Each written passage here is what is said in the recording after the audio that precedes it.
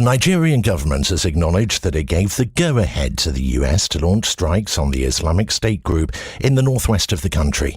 The US military said an initial assessment suggested there had been multiple fatalities. President Trump said he had warned the group about targeting Christians.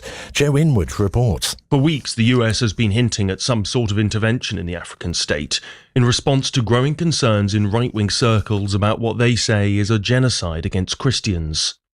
Yesterday's strikes were carried out in coordination with the government in Abuja, which welcomed them, but has denied they were in defence of any particular religious group, saying Muslims were also the victims of groups like Islamic State and Boko Haram. Police in Israel say a Palestinian man has killed 2 people in what they described as a terror attack. He struck a man with a car and fatally stabbed a woman before being stopped by officers.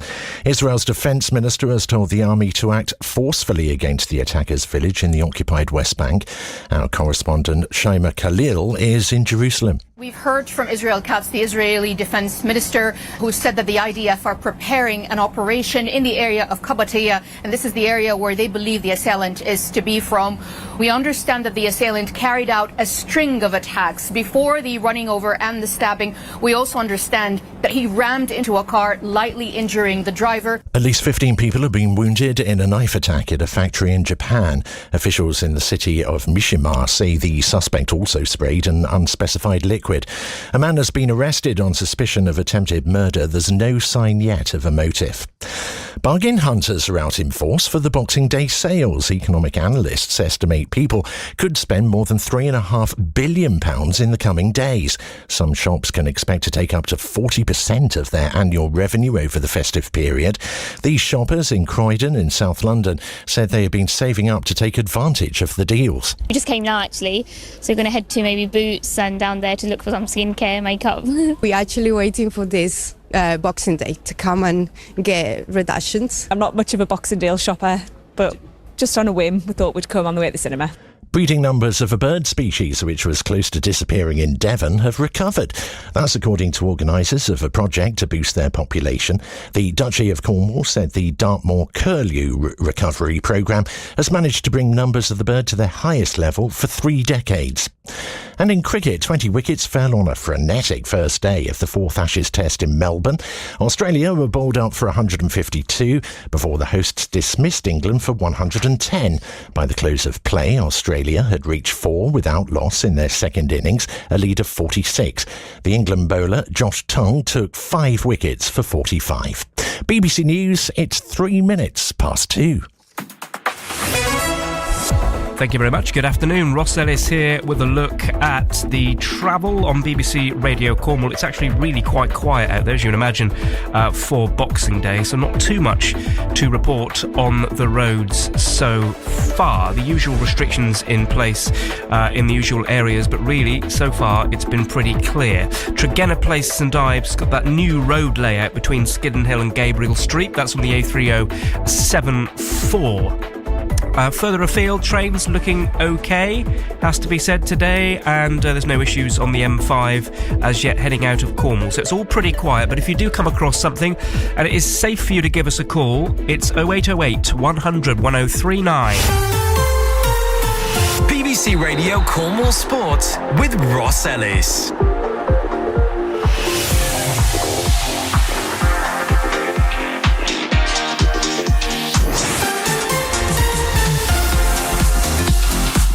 Afternoon. It's Boxing Day and it's sport on BBC Radio Cornwall. Our featured commentary this afternoon comes from the Truro City Stadium. It's in the National League as Truro take on Yeovil. Truro City managed to win the ball. They have Christian Oxlade-Chamberlain. Still going Oxlade-Chamberlain. 2-0 to Truro City. A dreadful error at the back from Wealdstone, capitalised upon by Christian Oxlade-Chamberlain, who strides forward into the 18-yard box, and with his left foot he strokes it into the bottom corner to give Truro City some real breathing space here. We'll have all the build-up to Truro City Yeovil, plus full match commentary from 3 o'clock. Camborne and Redruth have just kicked off in the Milk Cup. That's the annual Boxing Day fixture. We'll keep you up to date with the score from that game as well. Of course, we brought you the full commentary of the derby on Saturday between Redruth and Camborne. Camborne winning that one 28-18 in a thriller. Although it has to be said, the weather conditions were absolutely awful for that game. The Cornish Pirates, they're in action tomorrow when they take on Ealing. That's at 2:30 at the Menet. We'll have commentary of that game on tomorrow's sports show from 2. Also today, Plymouth Argyle, a very rare home game for them on Boxing Day as they take on Reading. In the local football, 2 results to bring you. In the Western Premier, St Blaise beat St Austell 2-1 and Torpoint were 1-0 winners at Saltash. At half-time, it's Helston 0, Newquay 4. 0808 100 1039 is our phone number. It's Cornwall Sport on X. The home of sports in Cornwall. BBC Radio Cornwall. On air tonight until 6, we'll be off to the Truro City Stadium in just a moment to preview their game with Yeovil.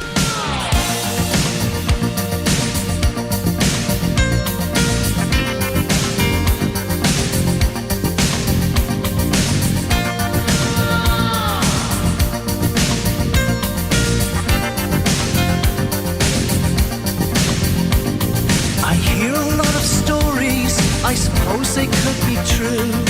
All about love and what it can do to you. High is the risk of striking out.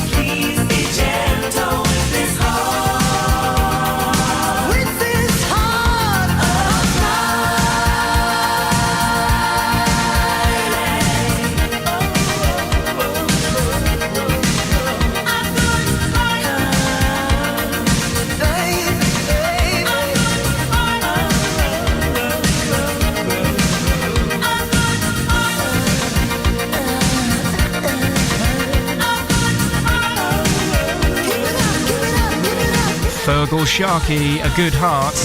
It's 2:10, Boxing Day. Hope you had a splendid Christmas day, however you celebrated. And hope your Boxing Day's being kind as well. Maybe you nipped out for the Boxing Day sales a little bit this morning or enjoyed a bit of fresh air and a walk. It's cold. It really is quite cold. But at least it's dry. I mean, that is something. It's bitterly cold out there today, and it'll be very cold at the Truro City Stadium, but then again it always is. It doesn't really matter. It's one of those high up grounds, but I know lots of people will be wrapped up warm, and goodness me, they've got a sellout today. What a fantastic achievement that is for Truro. A sellout for their game, Truro City versus Yeovil Town, the nearest to a local derby we can get in the National League, and it's not really that local at all. It's still a few hundred miles away, but that is the best we can do.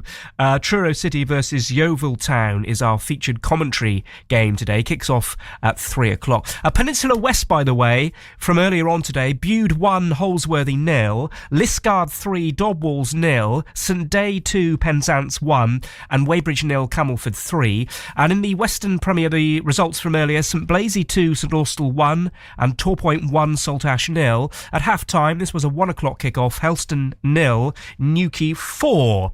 The Southern League, that is tomorrow when Mouse will take on Falmouth. They're not playing on Boxing Day, which is a real rarity, actually.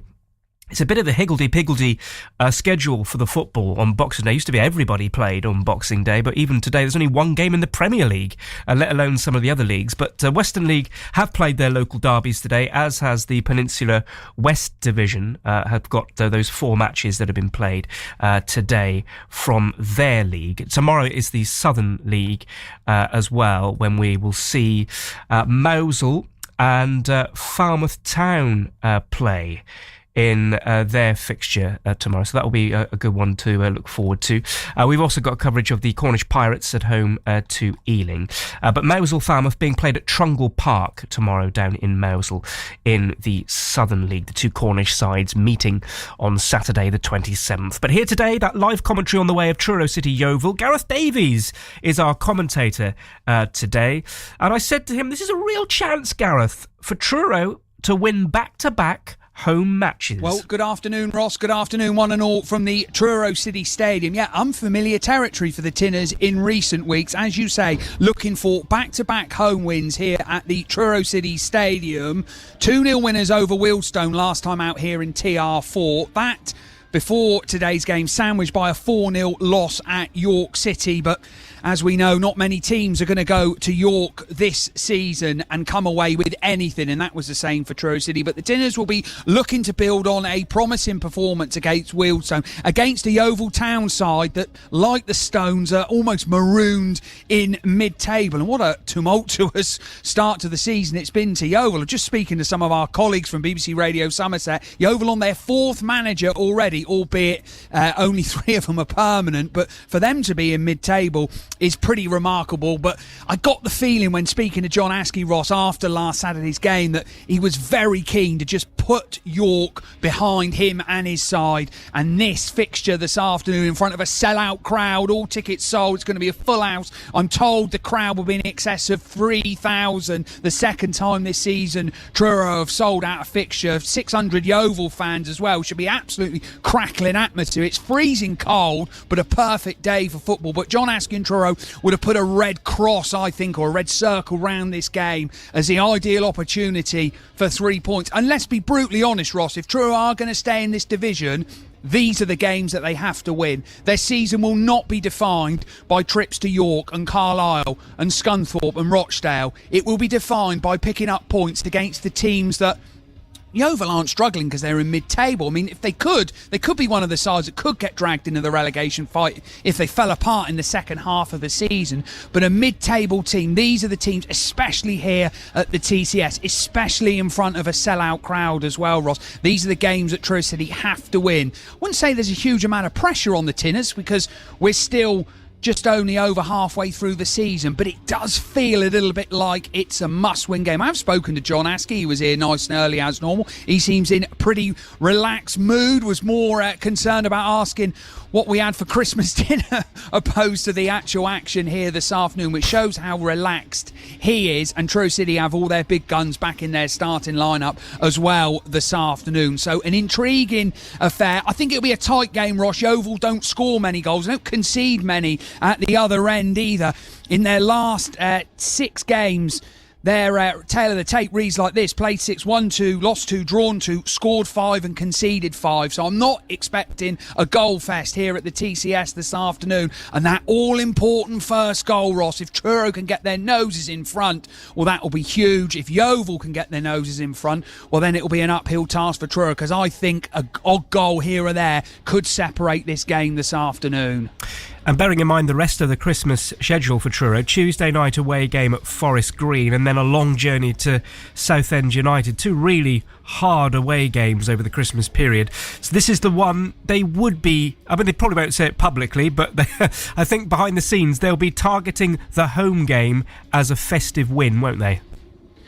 Yeah, the fixture planners haven't been overly kind to Truro City, have they, over the festive period? Not those 2 away games, away to Forest Green and Southend, 2 of the teams challenging for the title and promotion at the top of the table. And you're right, I read something on social media from a supporter who said that 3 points over Christmas would be a good reward, basically meaning they hope to win this game, and anything they can pick up on the road at Forest Green or at Southend will be a real bonus. Before we go into January, Ross, I don't want to look too far ahead, but if you look at January's fixtures, there are some very winnable games there, especially here at the TCS, with Brackley and Tamworth visiting TR4 in the first month of 2026. So, yeah, as you say, Ross, the fixture planners haven't been kind to Truro City, but I guess that's just what comes with the territory of being in the National League, is that you have to play these big teams. It's not a mammoth trip, is it, to Forest Green on Tuesday night? Again, we'll be bringing you live on BBC Radio Cornwall.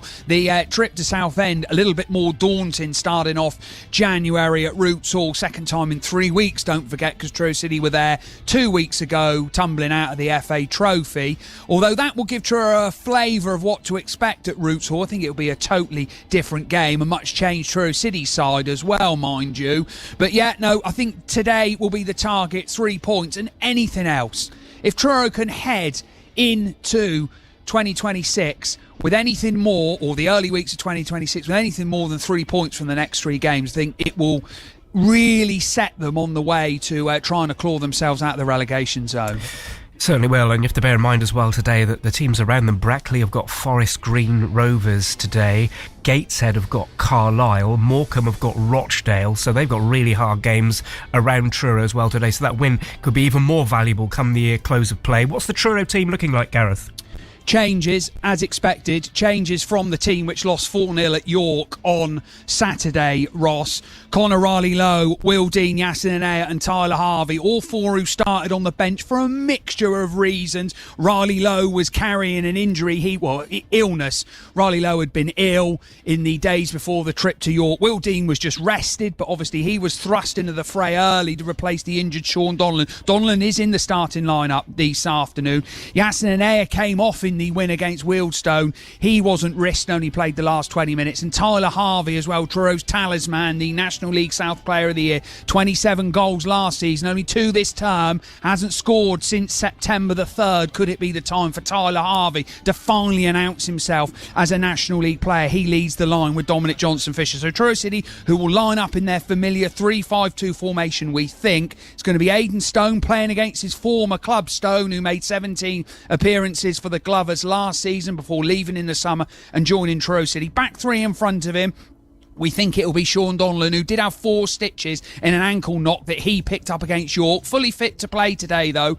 Could be his last game as well on Tuesday against Forest Green. His loan from Livingston runs out. I'll get a word from John Askey about that post-game to see if my understanding is that the club would like to extend Donnellan's stay. Whether that's a loan to the end of the season or a permanent, we don't know. And Christian Oxlade-Chamberlain, Tom Harrison at the back. 5-man midfield. Now, we think Conor Riley-Lowe will play down the right, as he has in recent weeks. Midfield three of Lyra Kasani, Will Dean and Yasin Anea. Ryan Law down the left. The line led by Dominic Johnson-Fisher, the joint leading scorer for Truro City this season with 5, and Tyler Harvey. On the bench for the Tinners, Dan Lavercombe, Zach Bell, who has played for Yeovil, had a loan spell at Hewish Park 2 years ago when he was a Bristol City player, Billy Palfrey, Luke Jeffcott, Max Kinsey, Cole Deemin, and it's a return for Aidan Marsh, who's been missing the past 2 weeks with a hamstring injury. The atmosphere's building nicely here at the Truro City Stadium. A sellout crowd, going to be over 3,600 away fans. It's National League action between Truro City and Yeovil Town.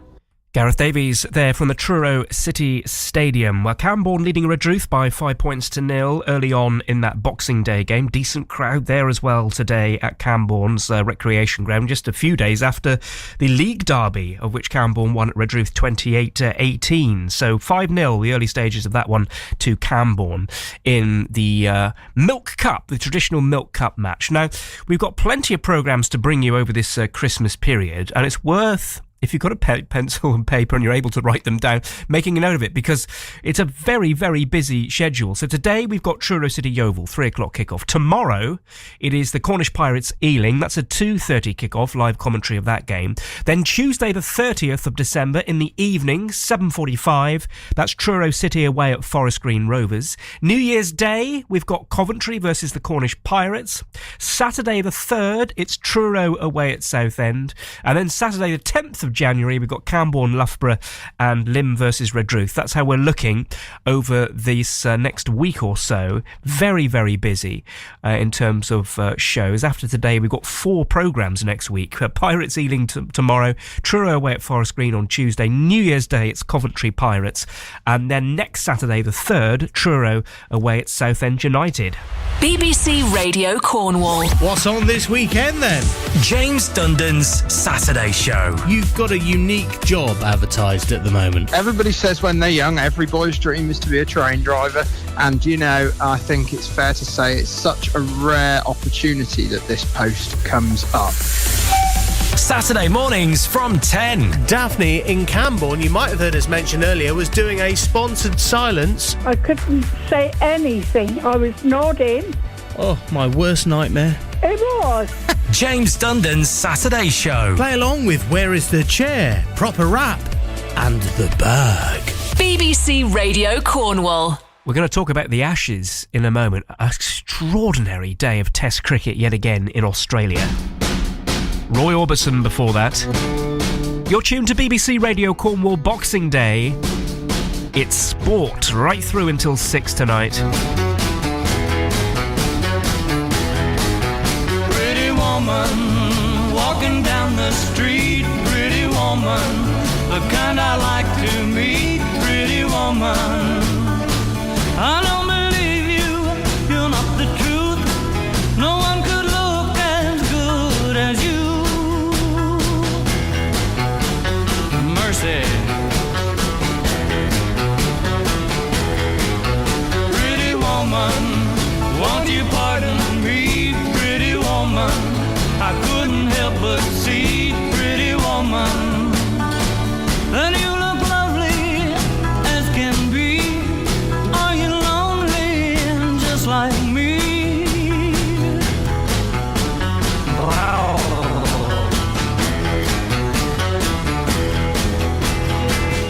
Pretty woman, stop a while.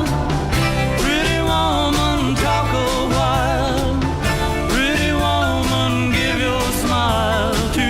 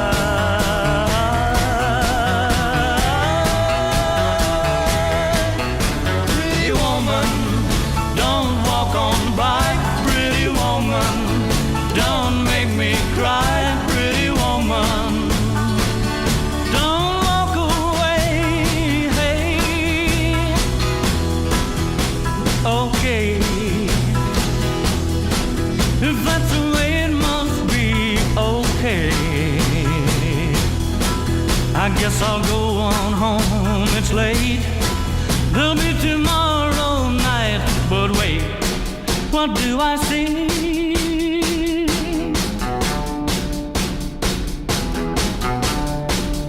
Is she walking back to me?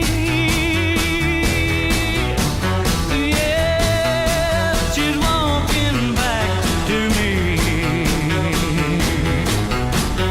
Oh, pretty woman. Roy Orbison and Pretty Woman. Newquay have now made it 5-0 away at Helston in the Western Premier. It's a Rhys Simmons cross and Phil Lowry has scored there for Newquay after 57 minutes. It's Helston 0, Newquay 5. Camborne still leading Redruth by 5 points to 0 in the Milk Cup on this Boxing Day. Truro City Yeovil on the way from 3 o'clock. The opening day of the 4th Ashes Test saw 20 wickets fall. I'll say that again. 20 wickets on the opening day of the first Ashes Test. England bowled out for just 110, having been 8 for 3 at one stage. Australia had earlier made just 152 on a Melbourne pitch which has serious questions of each side, with Josh Tongue taking 5 wickets for England. Australia then added 4 more runs in their second innings before the close and will resume tomorrow on 4 without loss. A lead of 46. That's right, Australia go into day 2 with a lead of 46 in their second innings. Just extraordinary. Well, Josh Tongue has been speaking to the BBC's Henry Moran. Well, Josh, how on earth do you begin to unpick that day?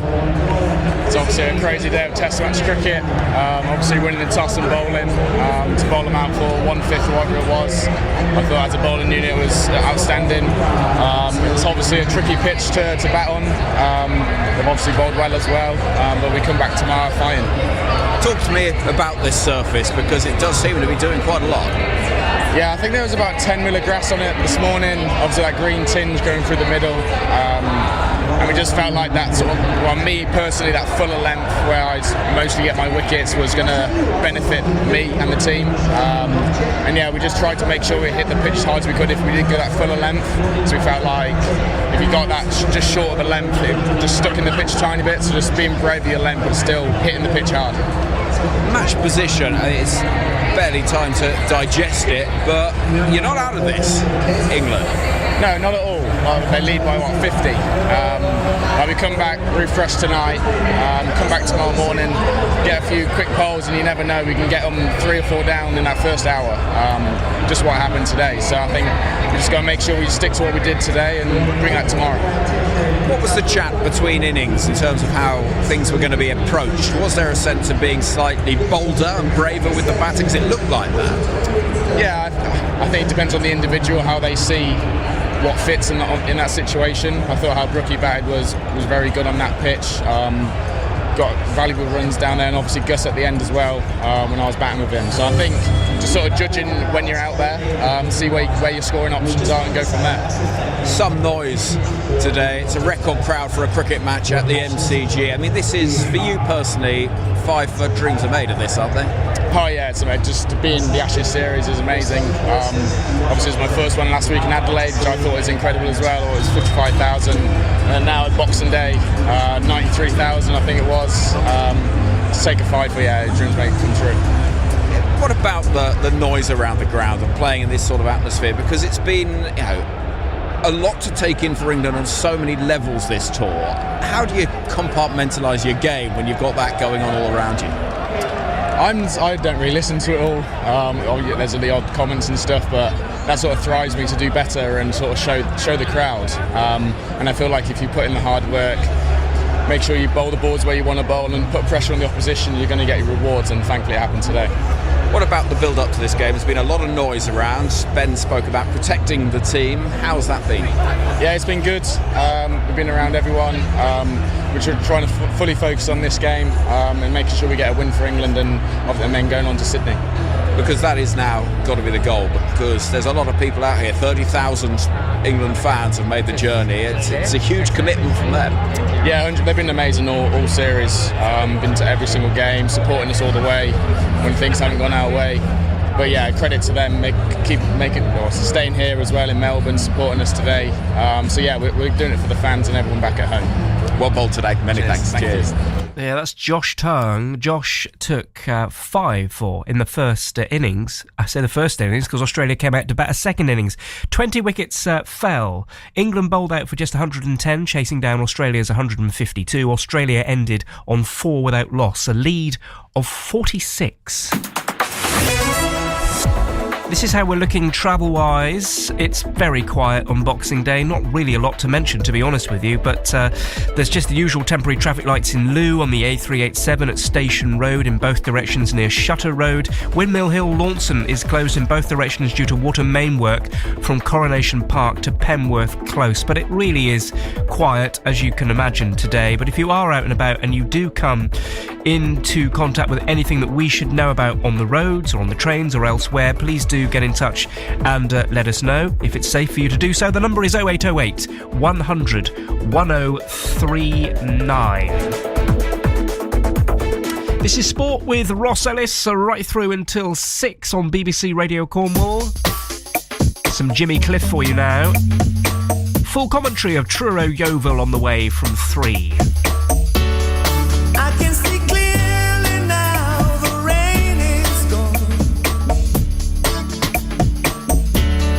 I can see all obstacles in my way. Gone are the dark clouds that had me blind. It's gonna be a bright, sunshiny day. It's gonna be a bright, sunshiny day. Oh yes, I can make it now. The pain is gone. All of the bad feelings have disappeared. Here is that rainbow I've been praying for. It's gonna be a bright, sunshiny day.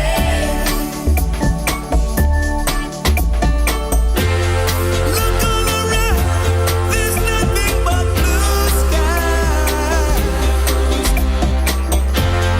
Look straight ahead, there's nothing but blue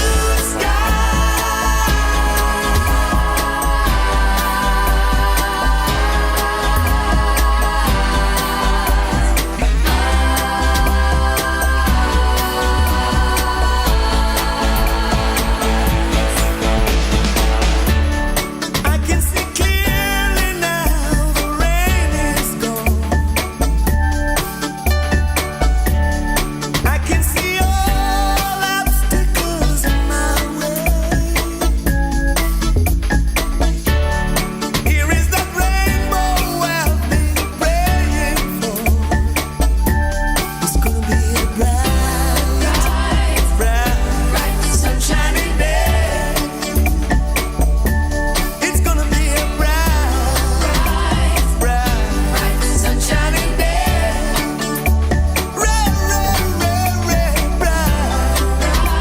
Bright, sunshiny day. Yeah, it's gonna be a bright, sunshiny day. It's gonna be a bright, sunshiny day. Yeah, it's gonna be a bright, sunshiny day. Jimmy Cliff, I can see clearly now.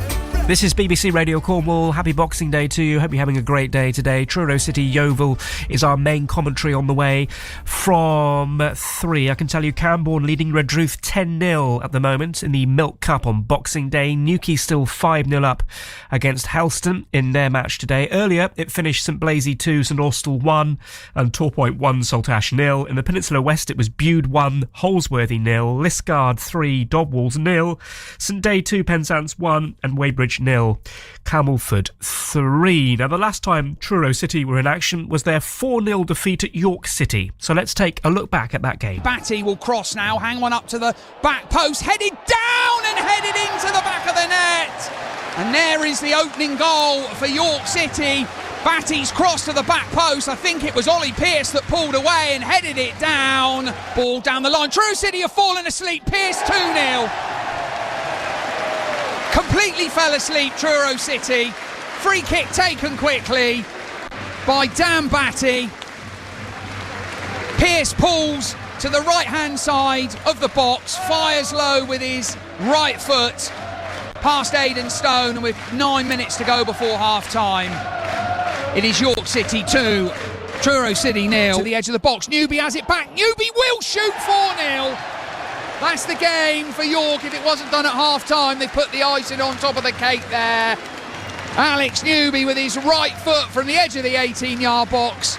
Well, we're joined here on BBC Radio Cornwall by Truro City boss John Askey after his side were defeated 4-0 by York City here at the LNER Stadium. John, what's your post-match thoughts after that one?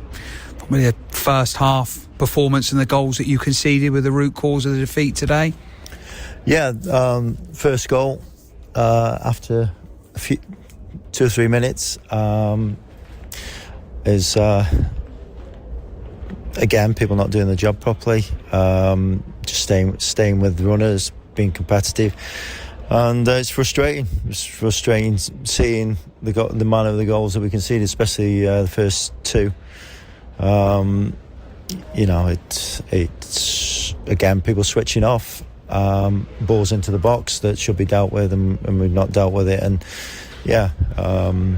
it's tough, but we always knew it was going to be tough coming here. We're not the only team to have been defeated by a wide margin, but we've got to try and learn from these games, and hopefully it improves one or two players by playing against better players. Did the third goal frustrate you as well in terms of the timing in first half stoppage time? Yeah, again, game needs to be managed, and instead of holding onto the ball, we've gone and knocked the ball long and giving it back to them. And when you're thinking, well, just coming at half time and 2-0 down, which is not ideal, but 2-0 is obviously better than 3, and again, get poor game management. In the second half, you probably asked for a reaction at half-time. You felt that you got that. The team were definitely much improved in the second half. Yeah, we started competing a little bit more, and but again, the game had gone away from us. You're thinking, well, if we can finish the game 3-0, second half, then we can the players can take a little bit of credit from it. But fourth goal again, disappointing. The fact that people don't do as they've been asked to do, and then you concede because of that, because they show, there wasn't much of a threat setting off. But no, our season's not going to be defined by today. We've got to now concentrate on the Yeovil game, make sure everybody's ready and ready for a fight on Boxing Day. Was your team selection this evening with one eye on Yeovil? Not a little bit, but the main thing was because of playing on the Tuesday and protecting one or two. It's more that because of the travelling, and we need to use everybody, and that I don't think that had an effect on the result. The goals that we can see. The first goal is just poor defending, and the same as the second one, and that's from players who played on Tuesday. So, but no. As regards team selection, we just got to be careful with the amount of travelling that we do. Connor didn't play because he'd been ill, so that was one of the reasons why Connor didn't play. And then obviously Tyler was struggling a little bit, so we need to protect him. But as I say, hopefully if we can go into Yeovil game unscathed, then it gives us a better chance. Sean Donlan came off after about 15 minutes. What was his problem, and how long do you think he's going to be out, if you can have an early prognosis? Very difficult. He's had 4 stitches in his ankle, so we'll just have to see how he is. Does it feel a little bit like 2 steps forward and then 3 backwards after Tuesday? You come here with a real spring in your step, knowing it would be difficult, but you've got to pick the team back up for Yeovil. Not really, because it's a tough place to come. I knew before the game that it was going to be hard. So it's nothing that I didn't expect.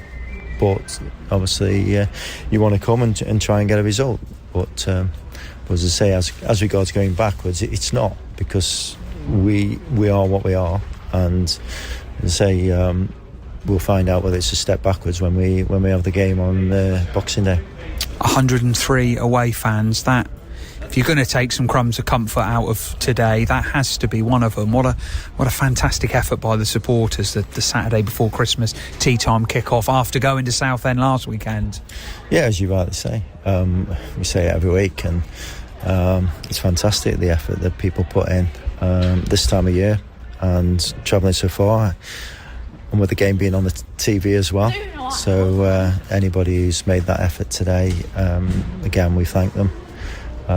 We appreciate the effort that they do make, and we hope they'll be there on Boxing Day and have something to cheer. John, thanks ever so much for your time, as always. Cheers, Gareth. Thank you. That was John Askey, Truro City manager, speaking after their 4-0 defeat in their last game to York City. This afternoon they take on Yeovil Town. 3 o'clock kick-off, full commentary on the way, BBC Radio Cornwall. Latest from the Milk Cup Rugby, Camborne 10, Redruth 7.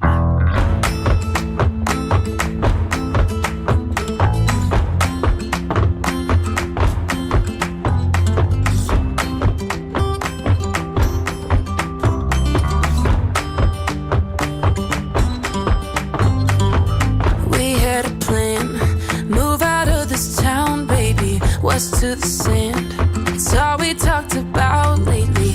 I packed a car, bring your guitar and Jane for smoking. First thing at dawn, you'd cue the songs and we get going.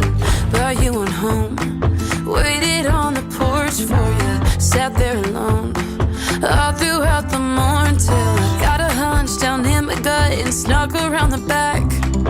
Empty cans and I'll be damned, your bags were never packed. Did your boots stop working? Did your truck break down? Did you burn through money? Did your ex find out? Where there's a will and there's a way, and I'm damn sure you lost it. Didn't even say goodbye, just wish I knew what cost it. Was the whiskey flowing? Were you in a fight? Did the nerves come get you? What's your alibi? I'm in my way back to LA, and that's where you'll be forgotten. In 40 years you'll still be here, drunk, wash up in Austin.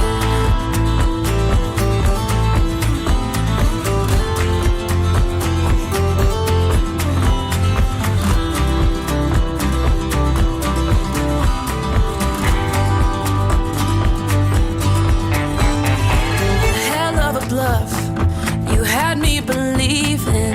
How many months did you plan on leaving? What happened? Bad habits. Did you go back? I loved you. How tragic. Oh, did your boots stop working? Did your truck break down?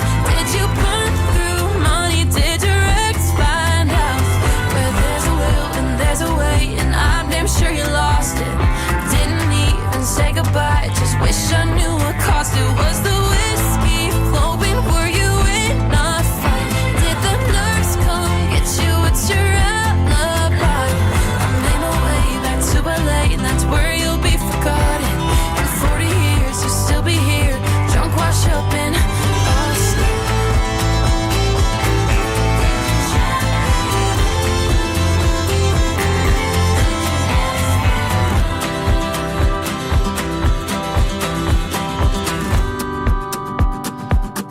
Dasher and Austin on BBC Radio Cornwall. The players. Football nowadays is very tactical, but also you have to work hard. That's the base of every football team. We're up for it and we're ready to go. We've got quality and we believe in ourselves. The manager. We all want to try and do it right. And since I've come in anyway, we've just kept improving things on and off the pitch. It's important that the club keeps trying to improve things. Follow Truro City on BBC Sounds. It's just been such a journey when we first took over the club and we set out some goals. No one really paid attention, and I think everyone's paying attention now. Just search for Truro City on BBC Sounds and hit subscribe. BBC Radio Cornwall. Another goal in the Western Premier. Helston 1, Newquay 5 is the latest. 10 minutes to play in that one. Helston pulling a goal back there. We've got full commentary of Truro Yeovil on the way from 3. We're going to talk some women's football now on the show because we've been doing a little series recently about women's football and how players are having to balance career and the sport and having to sort out finances as well as actually playing the game itself and the challenges that are facing Cornish footballers climbing up through the ranks. So let's hear from Chloe Harris, who's the Women's Football Development Officer for the Cornwall FA. On one hand, we're very lucky to live where we live, but there are disadvantages in terms of the fact that we don't have a pro club down here. So our nearest one for the girls is Plymouth Argyle or Exeter City. So if you live in Penzance or sort of any further down than Bodmin, it's going to take you at least an hour and a bit to get there. We don't have loads of academies that are picking up loads of players. We've only got sort of our nearest two, like I said, Plymouth Argyle and Exeter City, that if you're lucky, you can get into that. Whereas if you were in a more populated area of the country, you know, there might be 4 or 5 different teams that are fighting out to get very talented players. And what impact is that having on individuals here who show real aptitude for the game? Obviously, with the step up in the game recently, we're seeing more talented players than ever before attending sort of our talent centre for the girls. So that's from under 8s all the way to under 16s. And we're seeing higher numbers with definitely more talented players coming through. Through that, they get an opportunity to be seen by a scout for, you know, the England pathway. But not everyone's going to make it to the England pathway. So unfortunately, what we're seeing is really talented players, unless they go off to uni and maybe get seen somewhere different or go to a college or move away, realistically, they're going to end up back in the grassroots game in Cornwall playing ladies football. It's really lucky for us because Cornwall Women's League is now more competitive than ever because we're seeing these talented girls coming through. But you do have to wonder if they live somewhere else in the country, is there an opportunity that they would be in an academy of some sorts? Have any players expressed this frustration to you? Yeah, we have had players that want to get opportunities but also want to remain in Cornwall. Unfortunately, there's not really a chance for both unless you want to and have the ability to travel to, I don't know, Argyle, Exeter, Bristol City, Forest Green. We've even got, you know, players that go as far as Brighton. So unless you're able to do that and you have the commitment and the ability to attend those sessions, it can be very frustrating. But what I think is a really good opportunity at the moment is that Plymouth Argyle operate loads of talent hubs throughout Cornwall. So the girls that are at the younger ages have now got more exposure to more coaches and more football than ever. So from that side, it's fantastic. But obviously, we're all only feeding into 1 or 2 pro clubs at this point. What's the answer to all of this to kind of give more opportunity? That is a great question, and one that we're still trying to figure out in the county. So we're working with the FA to try and see if the South Western League can have a division that just encompasses Cornwall and Devon teams. It's much more doable for Cornwall teams to be able to travel no further than the top of Devon. That's more doable rather than asking, you know, the players to travel to Somerset, Dorset, sometimes Gloucester to be able to play. So I would hope that would be a solution, but you would have to have the want and the drive from the teams in Cornwall to want to go up and play at a higher standard. And having seen them this year, there's plenty of teams in that Premier Division that could absolutely do that. That's Chloe Harris there from the Cornwall FA. We're going to hear shortly from Newquay's Katie Robinson, who's now playing for Everton and has played for the Lionesses as well.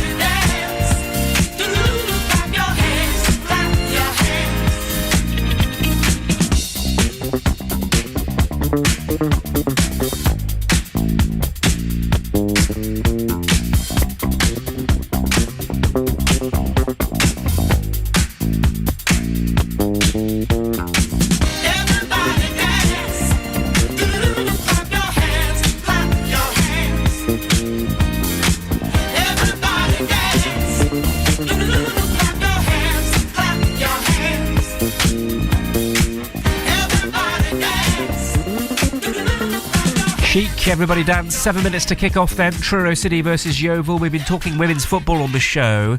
We're going to hear now from Newquay's Katie Robinson, who's now playing for Everton, has also played for the Lionesses. She's been telling me more about her journey. So I started playing when I was quite young, kind of playing in Newquay, where I grew up. Initially, just kind of young girls. It was kind of an indoor dome. And then once I kind of realised maybe I needed something a bit more challenging, I managed to get into the local boys grassroots team for Newquay AFC, and that's kind of where it all started. You knew at that sort of age that you had a kind of real key point that you wanted to challenge yourself a little bit more. You had that sort of real love for the game. The first ever coach I had kind of had a word with my parents and said, you know, she needs to be playing with the boys. She needs to go to a bit of a level up because she might be able to make it. And what were the sort of resources like in Cornwall? Because obviously we have a National League team now in Truro City, but traditionally we haven't never had a league football club for a start. I think it was really real difficult when I was growing up, a big challenge.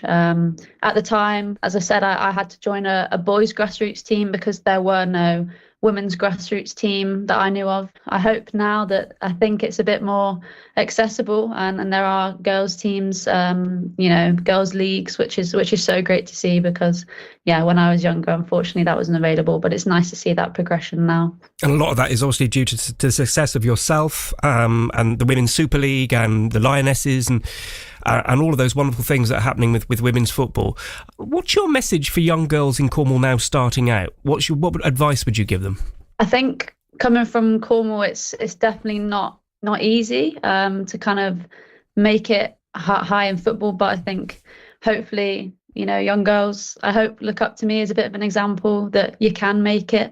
Definitely a lot of sacrifice and hard work, not only for you as an individual, but I think your family as well. I definitely have to say that without my parents, without my mum, I wouldn't have made it. The sacrifices that they make are so pivotal, coming from so far away down in Cornwall. And then individually, just that self-belief. And, for me, I played with the boys, and that isn't always an easy task. But if you're willing to have a good support network around you but believe in yourself, that's just a massive thing, I would say. You had to leave Cornwall at some point, and you played for Brighton, didn't you? How did that pathway work for you? Yeah, so initially I left when I was 16. I went to play for Bristol City at the time. So yeah, only 16, which now I look back, I'm like, gosh, it's very young. Because if I didn't leave Cornwall at the time, I don't think I'd have, been able to have the success and the opportunities that I've had. Playing for Everton, what's it like representing Everton Football Club? Yeah, it's a massive club. The fan base are incredible here. You can really feel that in the city, and just at the training ground. The people are really amazing too. So yeah, it's a great club to play for, and as I mentioned, the people are really what makes it here. You've come from Cornwall and you've reached the very top, which is an incredible, inspiring story for young footballers here, isn't it? It can be done. Yeah, no, it's nice to be thought of like that I can hopefully inspire those young girls coming up. Yeah, I'm really proud of kind of the achievements I've made, and as we spoke about before, it wasn't an easy journey, having to leave home and the sacrifices that me and my parents made. But yeah, it's definitely all worth it. Katie Robinson, who plays for Everton and the Lionesses, speaking to me there about her football journey through the ranks. It's 3 minutes now to 3. BBC Radio Cornwall, Camborne leading Redruth 10-7 at half-time in the Milk Cup derby. The latest from the local football. This is the Western Premier today. Newquay 5-1 up away at Helston. That is the latest scoreline from that. But let's head now to the Truro City Stadium, our featured commentary of the afternoon. It's Truro City versus Yeovil Town in the National League, live on BBC Radio Cornwall with Gareth Davies. Well, thank you very much, Ross. Welcome back, one and all, to a sold-out, jam-packed Truro City Stadium. The house full signs went up here at TR4 this morning. Over 3,000 expected, and what a reception for the two teams which are out on the pitch as we speak. Yeovil Town in their traditional white and green hooped jerseys with white shorts and green socks. Truro City, red and black striped shirts, black shorts and black socks. The two captains, Jacob Wannell and Conor Riley-Lowe, in the centre circle with the referee Ross Martin. I'll run through the two sides, starting with the visitors, Yeovil Town. Jed Ward in goal, Finn Cousin-Dawson, the captain, Jacob Wannell, Josh Tobin, Luke McCormack, James Daly, Brett McGavin, James Plant, Mishi Afite, Kyle Ferguson and Tavo Campbell. On the bench for the Glovers, Matt Gould, Aaron Jarvis, Dan Ellison, Andrew Olawabori, Josh Sims, the two-time former Truro City loanee, Harvey Greenslade and Max Jolliffe for Truro City, who make 4 changes from the side which was defeated 4-0 at York City last Saturday, 6 days ago. Is Aidan Stone in goal, facing his former club, Conor Riley-Lowe, Will Dean, Tom Harrison, Yasin Anair, Tyler Harvey, Dominic Johnson-Fisher, Christian Oxlade-Chamberlain, Lyric Asani, Ryan Law and Sean Donlan. On the bench for John Askey's side, Dan Lavercombe, Zach Bell, Billy Palfrey, Luke Jeffcott, Max Kinsey, Aidan Marsh and Cole Deemin. The referee is Ross Martin, his two assistants Adam Wilson and James Hooper. The fourth official is Stephen Swan, and it will be Yeovil Town to get us underway, who on them green and white shirts have black numbers. That's going to be interesting. Truro City, no problems with identifying their players' white numbers on red and black stripes. Thankfully, the players have numbers on their shorts, which should help with any identification issues that we may have.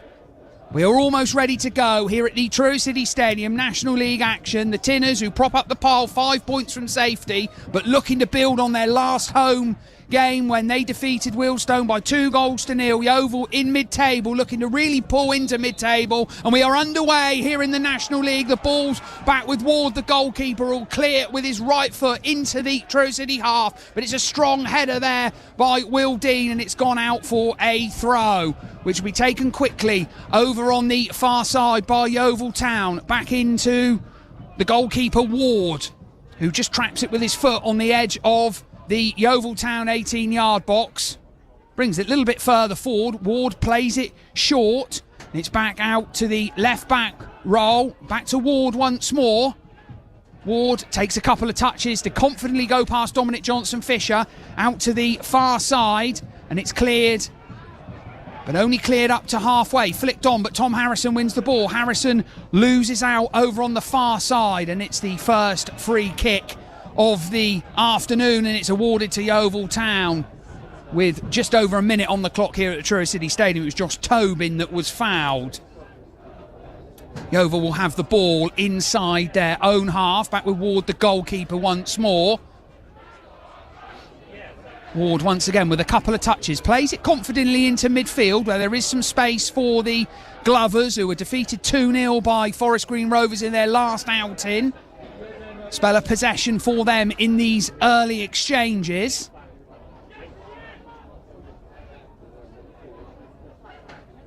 Yeovil have it once more in their own half, but Truro are pressing well, but it's been moved out of a tight situation by the Glovers, and it's back to Riley Lowe out on the left-hand side. Now Will Dean down the line, looking for the run of Lyric Hassani. Has Hassani stayed on side? Well, Wannell, the captain, has conceded a throw, and Christian Oxlade-Chamberlain's going to be in the game. 2 minutes gone here at the TCS. Truro 0, Yeovil 0. The big guns have gone forward for Truro City. Tom Harrison, Sean Donnellan back in the starting lineup this afternoon after recovering from a foot problem he picked up against York. 4 stitches in his foot. So it's going to be Oxlade-Chamberlain with the long throw for Truro City. Cluster of players at the near post. Oxlade-Chamberlain. In it goes to that near post area. It's headed clear, but it falls to Tyler Harvey. Harvey back out to Oxlade-Chamberlain. We lost our connection there at the Truro City Stadium. We'll try and get Gareth back there at Truro. But at the moment, we've got a little slight technical issue there. It's 0-0 early in that game at the Truro City Stadium between Yeovil and Truro City. So no score at the moment in that one. We'll try and get Gareth back in a few moments' time from the Truro City Stadium. It is currently Camborne 10, Redruth 7. That is the latest from the rugby. Earlier today in the other football, it was an interesting set of results from those games. It finished St Blasey 2, St Austell 1 in that local derby in the Western Premier. Torpoint 1, Saltash 0. Helston 1, Newquay 5 as the latest score. In the Peninsula West Division, it was Bude 1, Holsworthy 0, Liskeard 3, Dobwalls 0, St Day 2, Penzance 1, and Weybridge Town 0, Camelford 3. That's how that one finished in that game. Latest from Camborne and Redruth playing today in that derby game. It is still 10-7. In fact, Camborne have just gone over for a try and converted it. So it's 17-7 to Camborne against Redruth in the local rugby derby today. 17-7 is the latest. Truro City Yeovil still 0-0, but apologies, we've lost our connection there at the Truro City Stadium, but we are working on getting that one back together. While we do, let's hear a bit of Bastille.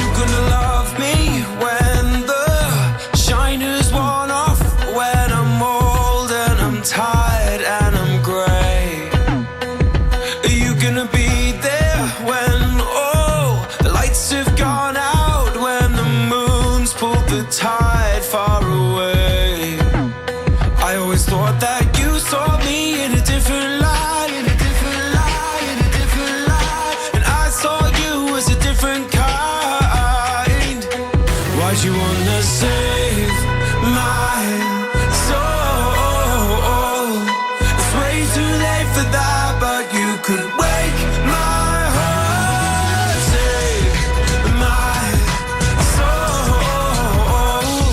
There ain't much chance of that, but you could wake my heart.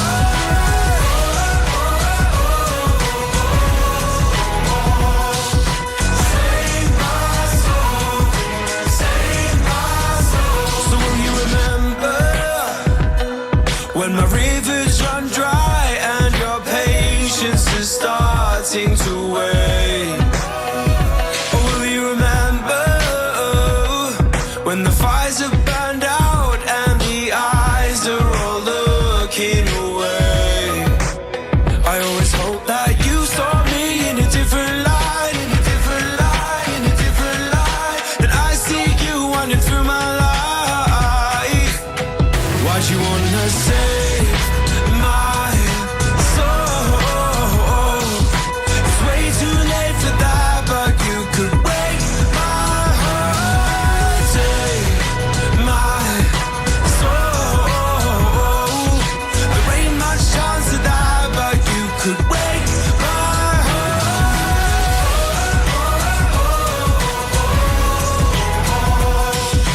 Save my soul, save my soul.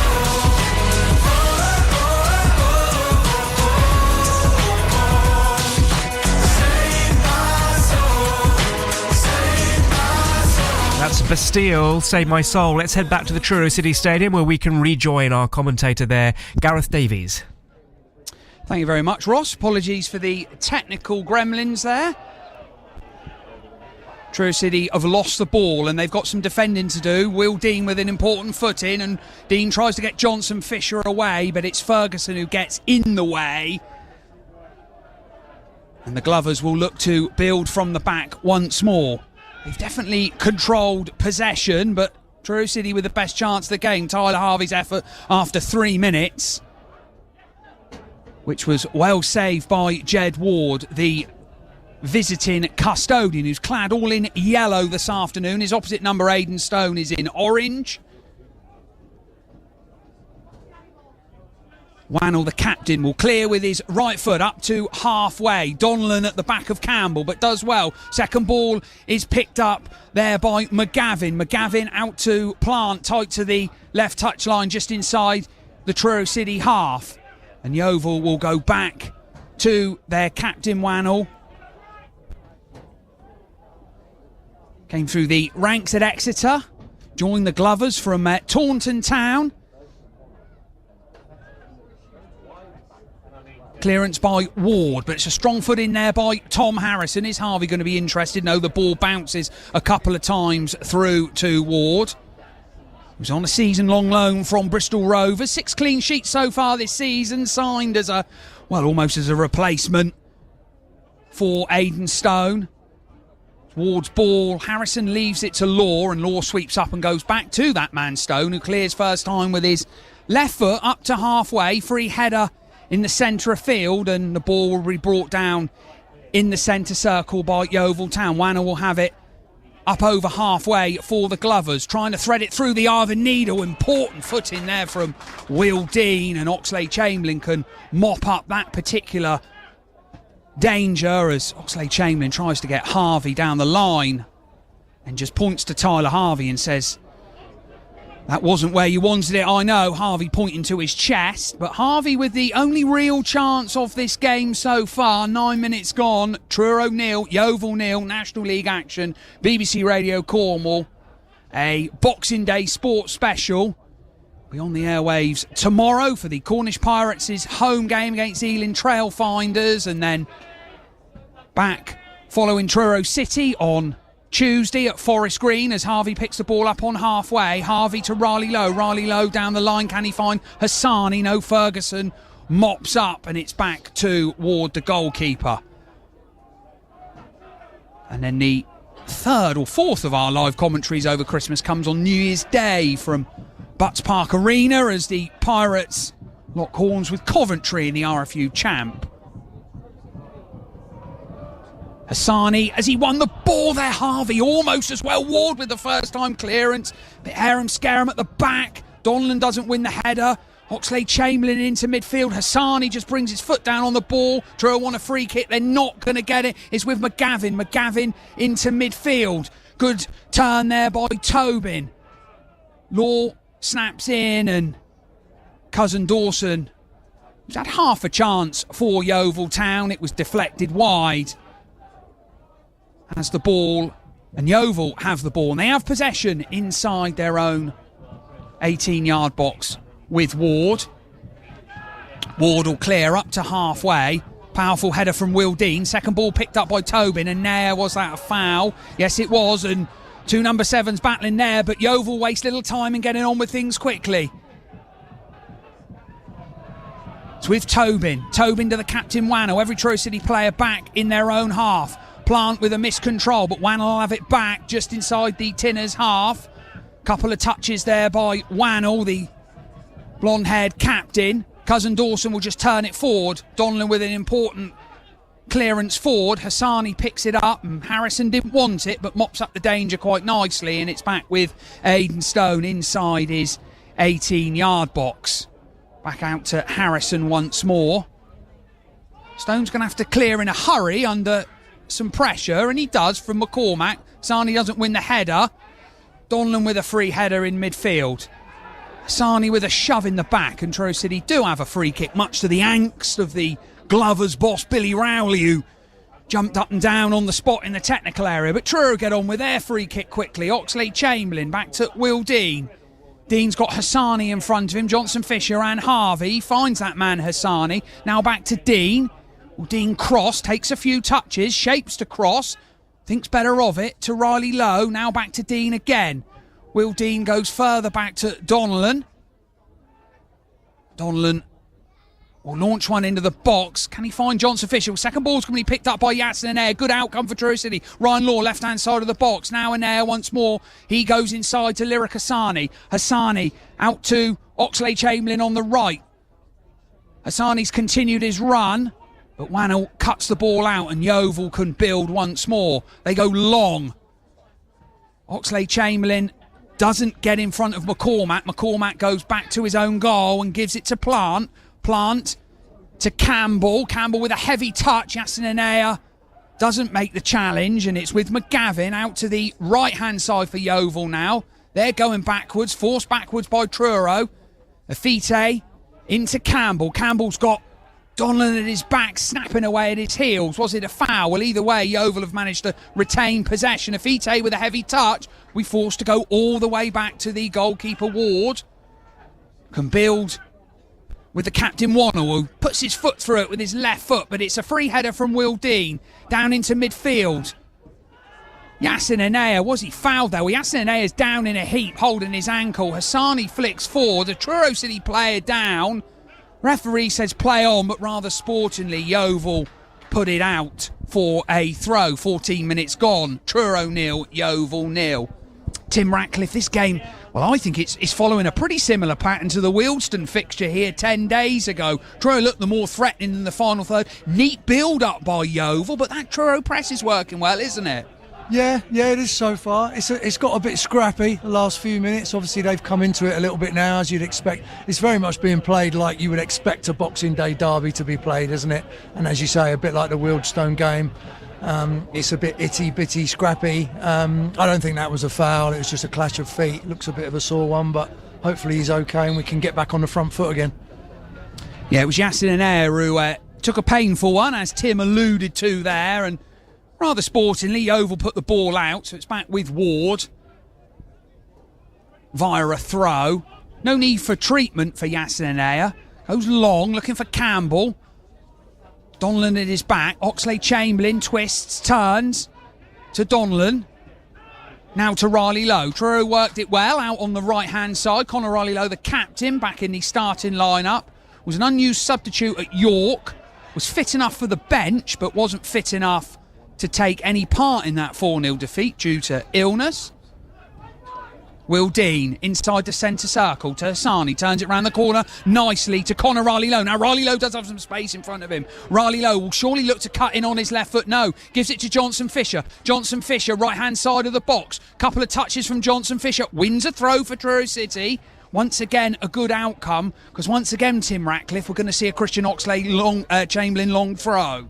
Yeah, it's going to be as important as it always is for us. Get the ball into the box and cause some confusion and see if we can pick up some scraps and maybe nick a goal. That'll give us something to really build on, and we need it today. Yeah, indeed, Truro City do. Oxlade-Chamberlain, the source of so many goals last season, been a little bit less productive. Ward comes and punches, gets a good punch, headed on by Campbell, and Nail with a daisy cutter deflected wide. It's going to be a corner. Truro City's first. Well, there are those scraps you talked about, Tim Ratcliffe. Yassinair shot on sight. Those can go anywhere. As it is, it's deflected for a corner. Yeah, it just fell to him outside the area, didn't it? Exactly where he wanted. He got the shot down and under control and hit it true, and it came off God knows how many players, and we've got a corner and we can keep putting them under some pressure now, which is good. Lyric Asani to take the corner from the left in front of the Tinners fan zone, in front of most of the Yeovil Town fans. Asani to Riley Lowe with a header. Did it hit the post? No, I think it was a save from Ward. Well, it was a flat delivery onto the penalty spot. Connor Riley Lowe with a header. It was sneaking in the top corner, Tim Ratcliffe. But Jeb Ward comes to Yeovil's rescue, not for the first time this afternoon. Yeah, I think he got a hand on it. It was quite difficult to see, but a great header from Connor. He doesn't normally do too much of that, and it's back in the box again.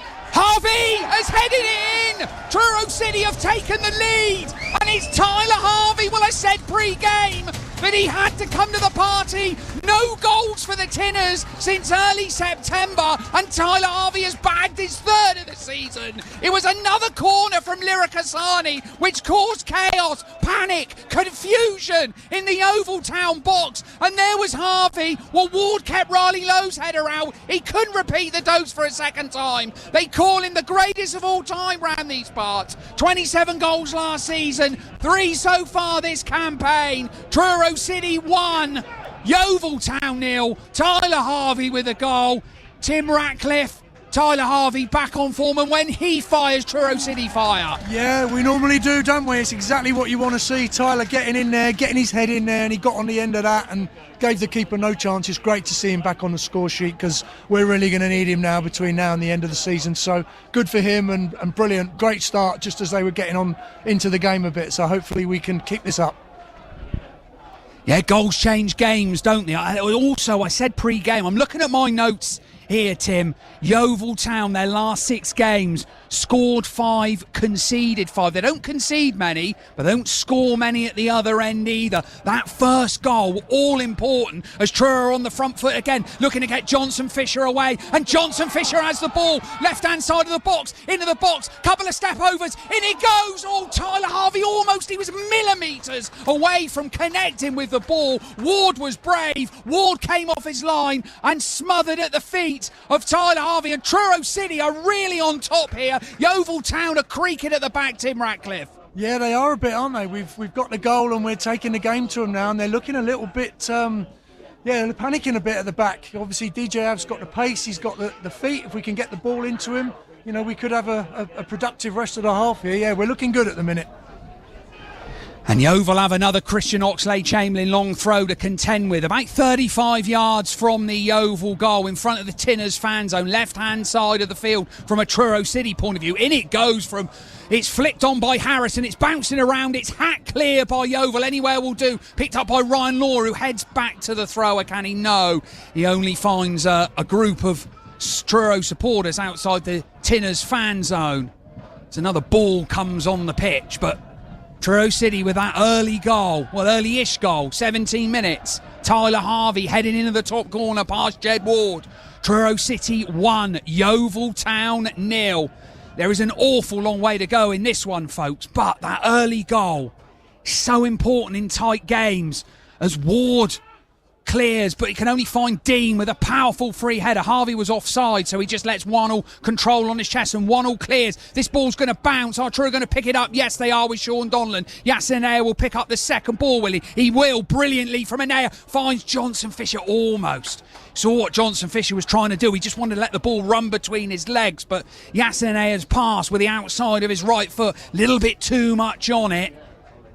And the ball's out for a throw, and Yeovil have got on with things quickly because they trail by a 1-0. Tyler Harvey with the opener, heading in. It was a Lyricasani corner, which found the National League South Player of the Year, his third goal of the season. It's been an injury-hit campaign for Harvey, but he has shown his worth there. Johnny on the spot from inside the 6-yard box as Walcleys with his right foot. Can he find Campbell? Law with a header. It's fallen down to Harrison. Harrison loses out. Yeovil are going to shoot towards goal, but it's brilliant from Donlan. It really is brilliant from Donlan. And now Riley Lowe's been bundled over. I think it was James Daly with the effort with his right foot. Sean Donlan, well, after picking up that knock at York, didn't really want to be battling on the ball when you got 4 stitches in your ankle there, Tim Ratcliffe, but braveness there from Harrison and then Donlan. Yeah, brilliant. Exactly what you want from your centre-half, and it threw himself in the way of that. Prepared to take one for the team, and yeah, we want to keep him on the pitch today because he's imperious, isn't he? And we need to keep him injury-free and doing his job, and he did it there.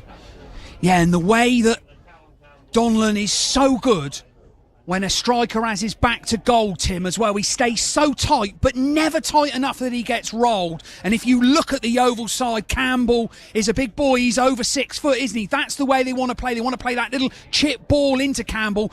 So far, without wanting to count too many chickens and speak too soon, Donlan has him in his pocket, hasn't he? Yeah, he's dealing with it well, isn't he? And you can, as you say, you can see what they're trying to do. So he's going to be a very crucial player for us today, and he's doing pretty well at the moment. So yeah, good for him. Yeah, Donlan, who at the moment his loan will expire after the Forest Green game on the 30th, but my understanding is that Truro City do want to extend that, and why wouldn't they be? Because he has been brilliant. It's going to go to that man Donlan again, who, there it is, he just stopped Campbell from winning the ball. He didn't win the ball himself. It goes over Afite's head, and will Johnson Fisher keep it in? No, he won't. Afite with the quick throw for Yeovil Town, who trail here at the Truro City Stadium by a 1-0. Tyler Harvey's headed effort in the 16th minute is what separates the two sides. 17th minute, should I say, as Ferguson, under pressure from Harvey, is forced to go back to his goalkeeper, Jed Ward. Ferguson out to Tobin on the far side. Afite has it once more, and Ward will clear first time, and oh goodness me, that was lucky from a Yeovil Town point of view there. They play the ball nicely up to halfway, but they're not really going anywhere. The only way they're going is back towards their own goal, and it's with Wannell, the captain, who's going to be put under pressure by his opposite number, Connor Riley-Lowe. Clips the ball down the line. Well, for the first time, Donlan does lose out, and Yeovil are breaking into the box. McCormack squares it.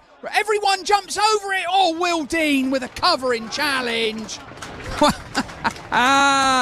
We put the commentator's cuss on Sean Donlan there, Tim Ratcliffe, didn't we? Because we said you said he has had an imperious half so far. One mistake and almost. You see what McCormack, unselfishly, he could have taken the shot on himself, tried to square it, and in the end, Will Dean round on the cover. But that's just a warning sign for Truro City. I think it's a shot fired by Yeovil, isn't it? Yeah, definitely. Yeah, it won't take much, will it? You know, one slip up. I mean, he's in the action again straight away now, and that is the first thing he's done wrong, but it nearly cost us, didn't it? But luckily, Will Dean was there to cover, and he's very good at that. Yeah, he is. And Donlan was back being imperious there by beating Campbell to the ball. As the ball goes down the line, 1-1 with the header. Will the ball stay in play? No, it doesn't. It was Oxlade-Chamberlain battling with Plant. Oxlade-Chamberlain just got his body in the way and let it run out for a throw to Truro City. 25 minutes gone here at the TCS. Truro City have had 3 good chances, and one of those has led to the opening goal as Oxlade-Chamberlain goes down the line, and that's going to be a Truro City throw, is it? Well, the assistant over here on the far side, that's either Mr. Wilson or Mr. Hooper, waited for the referee's call, even though the assistant was in the best position. But from a Truro City point of view, the referee, Ross Martin, has pointed towards the Western Terrace, so it's a throw to Truro City, and a throw which will be taken by Christian Oxlade-Chamberlain. Now, set pieces have been Truro City's friends so far in this game. Can Oxlade-Chamberlain's throw bring further reward? It goes into the near post, headed down almost for Lyricasani. It's going to come back out to Oxlade-Chamberlain, goes back inside to Ryan Law. Law takes a touch. Law across to Will Dean. Dean with a heavy touch. Dean down the line while Law's played him in trouble there, and I think Dean's making that point to Ryan Law that he did not want the ball there, but Truro still have possession. It's going to be a throw right on halfway, which will be taken by Ryan Law. No, it's going to be taken by Tom Harrison, who captained the side at York 6 days ago. Down the line it goes from Harrison. Harvey battling, but Truro have gone up the pitch a little bit further, and they're up the pitch enough that Christian Oxlade-Chamberlain will take the baton from Tom Harrison. It's about 45 yards, maybe 40 yards from the Yeovil town goal, but close enough that Oxlade-Chamberlain is going to wind up a long throw. Off the advertising hoardings he comes. In it goes to the near post, but it's well cleared and it's hack clear by Yeovil, but only to Law in the centre circle, who takes a couple of touches, takes another touch, slips over. Harrison flicks on, looking for Riley Lowe, running behind. But Yeovil can break, and Yeovil can break quickly because both Donlan and Harrison are out of position. And it's with Plant down the left-hand side, up against Lyric Asani. Twisting, turning, Plant on his right foot, crosses, Dean heads away, only falls down to a Yeovil player. That was McGavin with the half-volleyed effort, who can't trouble. Sorry, it was Kyle Ferguson. No, it was McGavin. Got it right the first time. And Stone held and held well. Fite up against Johnson Fisher over on the far side. Johnson Fisher deflects the ball out for a throw, which Fite will take. It's back with Ward again. Ward clips it out to the right-hand side. Wannell back into the centre of field to that man McGavin, who had that shot on target, but very weak effort. Campbell, who's come deep, he's got away from Sean Donlan for probably only the second time in this half as Anaya snaps away. Referee, well, Truro won the ball there. Yasin Anaya stopped in the centre of field because he thought he was going to concede a free kick, but Yeovil have kept the ball and kept it quite well. Campbell, nice touch with the outside of his right foot, back to Wannell, the captain. McGavin inside the centre circle for the Glovers, who go forward. Dean with the challenge, and Anaya mops up. Oxlade-Chamberlain will go back to Stone inside his own 18-yard box. Yeovil, second season back in the National League after winning National League South, as Harvey flicks on almost for Johnson Fisher. But it's been a up and down season for the Glovers. They're on their fourth manager so far. Mark Cooper started the campaign in the Hewish Park hot seat. He was sacked after a pretty dismal bank holiday Monday defeat to Gateshead in August when the Glovers were leading 3-0, and they're on the attack because they're behind here at the Truro City Stadium. It's with McCormack. Now Wannell, the captain. Back to McCormack again.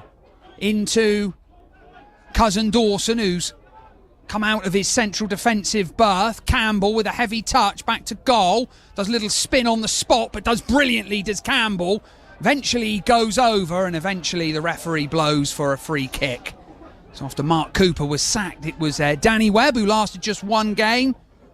Richard Dryden's had 2 spells in temporary charge before Billy Rowley left Walton and Hersham last month.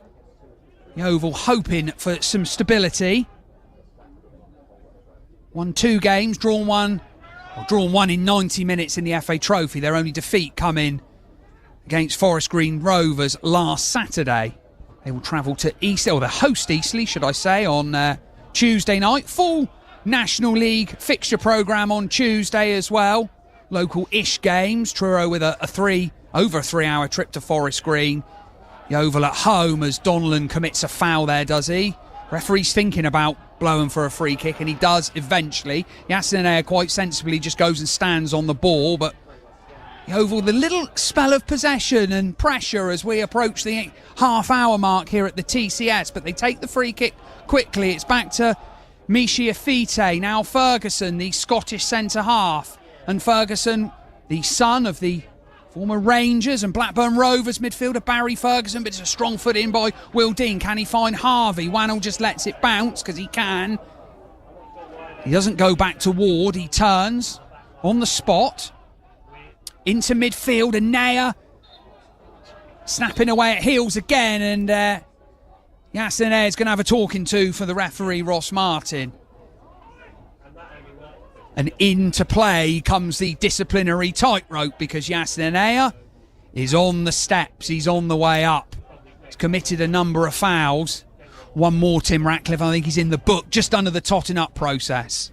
Yeah, it's his game though, isn't it? He does do that. He snaps away. He's quite an aggressive player. I don't think he's a dirty player. He's aggressive. He wants to win the ball, and you want to see your midfielders doing that. But as you say, he's got to be careful. We need everybody to stay on the pitch today. Yeah, indeed we do. Yasin Anaya was forced off against Wealdstone. Ball forward. Donlan battling with Campbell. And there he is at his back again, and he gets the better of him. And forward goes McGavin into the box, shoots narrowly over. Well, Campbell did get the better of Sean Donlan there, and McGavin advanced into the box, left-hand side of the box, shot with his left foot, always rising over Aidenstone's goal. But there once again, another warning shot from Yeovil Town, Tim. Yeah, when Donlan loses the ball, we do look a bit vulnerable, don't we? If he shores it up quickly in those positions, we get back on the front foot. But when he loses it, yeah, they've got some good players, and they have come into it in the last few minutes without any doubt. So we've got a game on our hands, and we've got a long way to go. Yeah, Campbell, if he does win the ball, Yeovil tend to get midfield runners in behind him. But Truro on the front foot now as Johnson, Fisher and Harvey exchange headers. Will it fall down to Hassani? No, it's cleared. Dean with the first touch. There's a nair in midfield. Hassani sweeps up. Oxlade Chamberlain has it in midfield. Will Dean just with a little scoop ball down the line. Can he find Connor Riley Lowe? No, it's easy for Wannell, but Wannell's going to be put under pressure by Johnson, Fisher, and he will go back to Jeb Ward, the goalkeeper, who was afforded the time and the space to dribble it to the edge of his 18-yard box. Now he's going to be put under some pressure by Johnson Fisher. Up for Campbell, it's Harrison that engages with him this time, and Harrison wins the header. Riley Lowe just brings the ball down now, and here's Hassani. Hassani almost for Johnson Fisher. If he'd have found Johnson Fisher would have been away down the right-hand side, but instead Yeovil have it in midfield, inside their own half. It's out with Tobin on the left. Now back inside to Cousin Dawson. Afite, Tobin again, pursued by Tom Harrison. And Afite in his own half. And back to his goalkeeper Ward. Third meeting between the two sides. Competitive meeting this afternoon. Yeovil have won the other two, both in National League South. A late win at Hewish Park in August 2023, and then a championship, National League South championship winning victory at Meadow Park, Gloucester in April 2024. Riley Lowe down the line for Hassani. As Hassani won a throw, no, he's conceded a throw.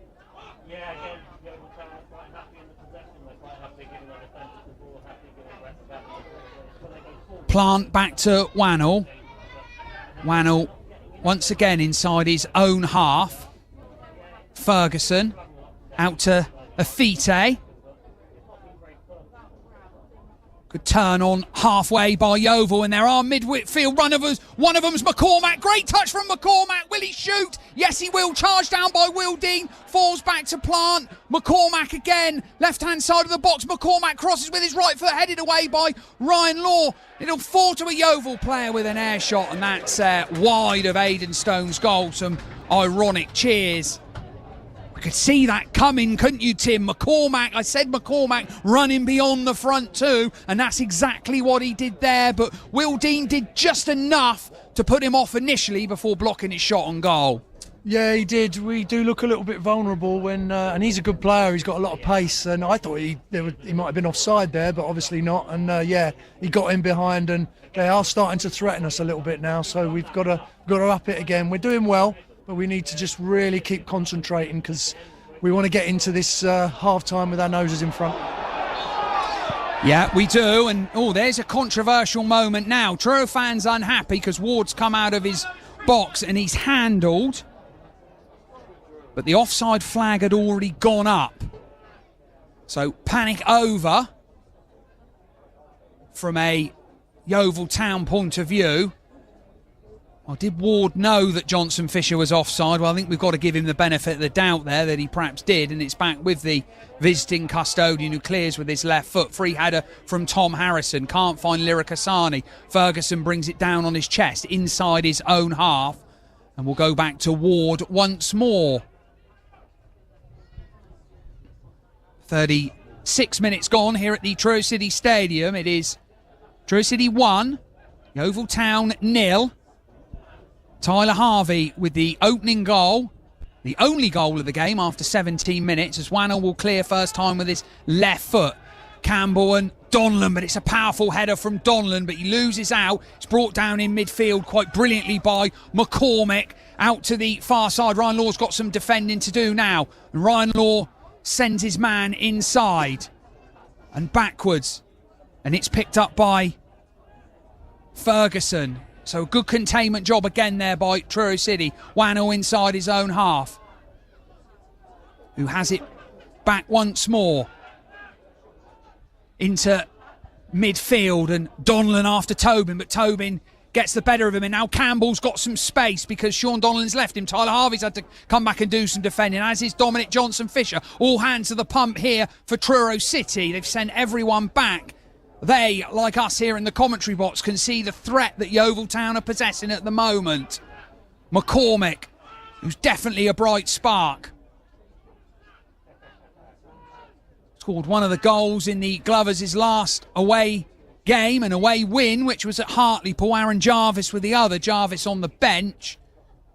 But McCormack, definitely a bright spark for the Glovers. Here's this battle between Campbell and Donlan, and it's won by Campbell. Oxlade-Chamberlain just manages to find Johnson-Fisher, and Law clears first time with his left foot. Harvey flicks on, probably looking for the run of Johnson-Fisher, but he heads it straight out for a throw in front of the Tinners fan zone. It's with Ferguson once more.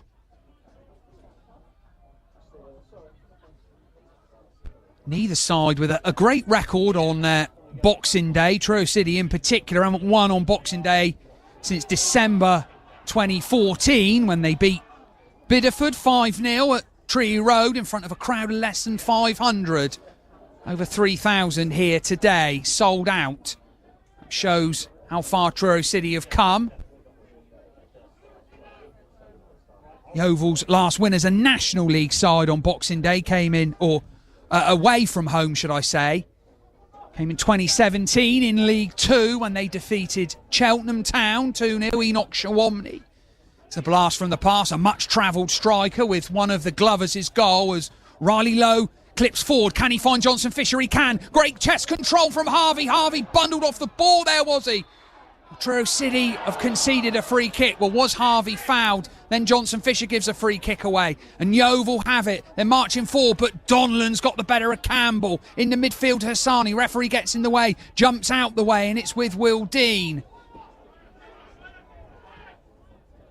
Now Oxlade-Chamberlain just calms things down a little bit. Oxlade-Chamberlain goes back to Dean. Dean, who's dropped really deep. Dean will switch the play from right to left. Can he find Harvey? It bounced over everyone's head. Will Ryan Law keep it in? I think Ryan Law or Johnson-Fisher will. Law does and finds Johnson-Fisher. Right, left-hand side of the box. Still going Johnson-Fisher. Gonna shoot with his right foot. And Ward at his near post. Well, a bit of magic there. Tim Ratcliffe out of absolutely nothing. A lost cause chase by Johnson-Fisher. He almost caught Ward out at his near post. Yeah, he's got the pace, hasn't he? And he's when we get him on the ball, he is so dangerous. And we haven't seen a lot of the ball recently, so it's good to have an attack up their end. And we've got a corner, and we're nearly in again. Good save by the keeper. Hassani, who provided the ball for Tyler Harvey to score the opener. Can he repeat the trick?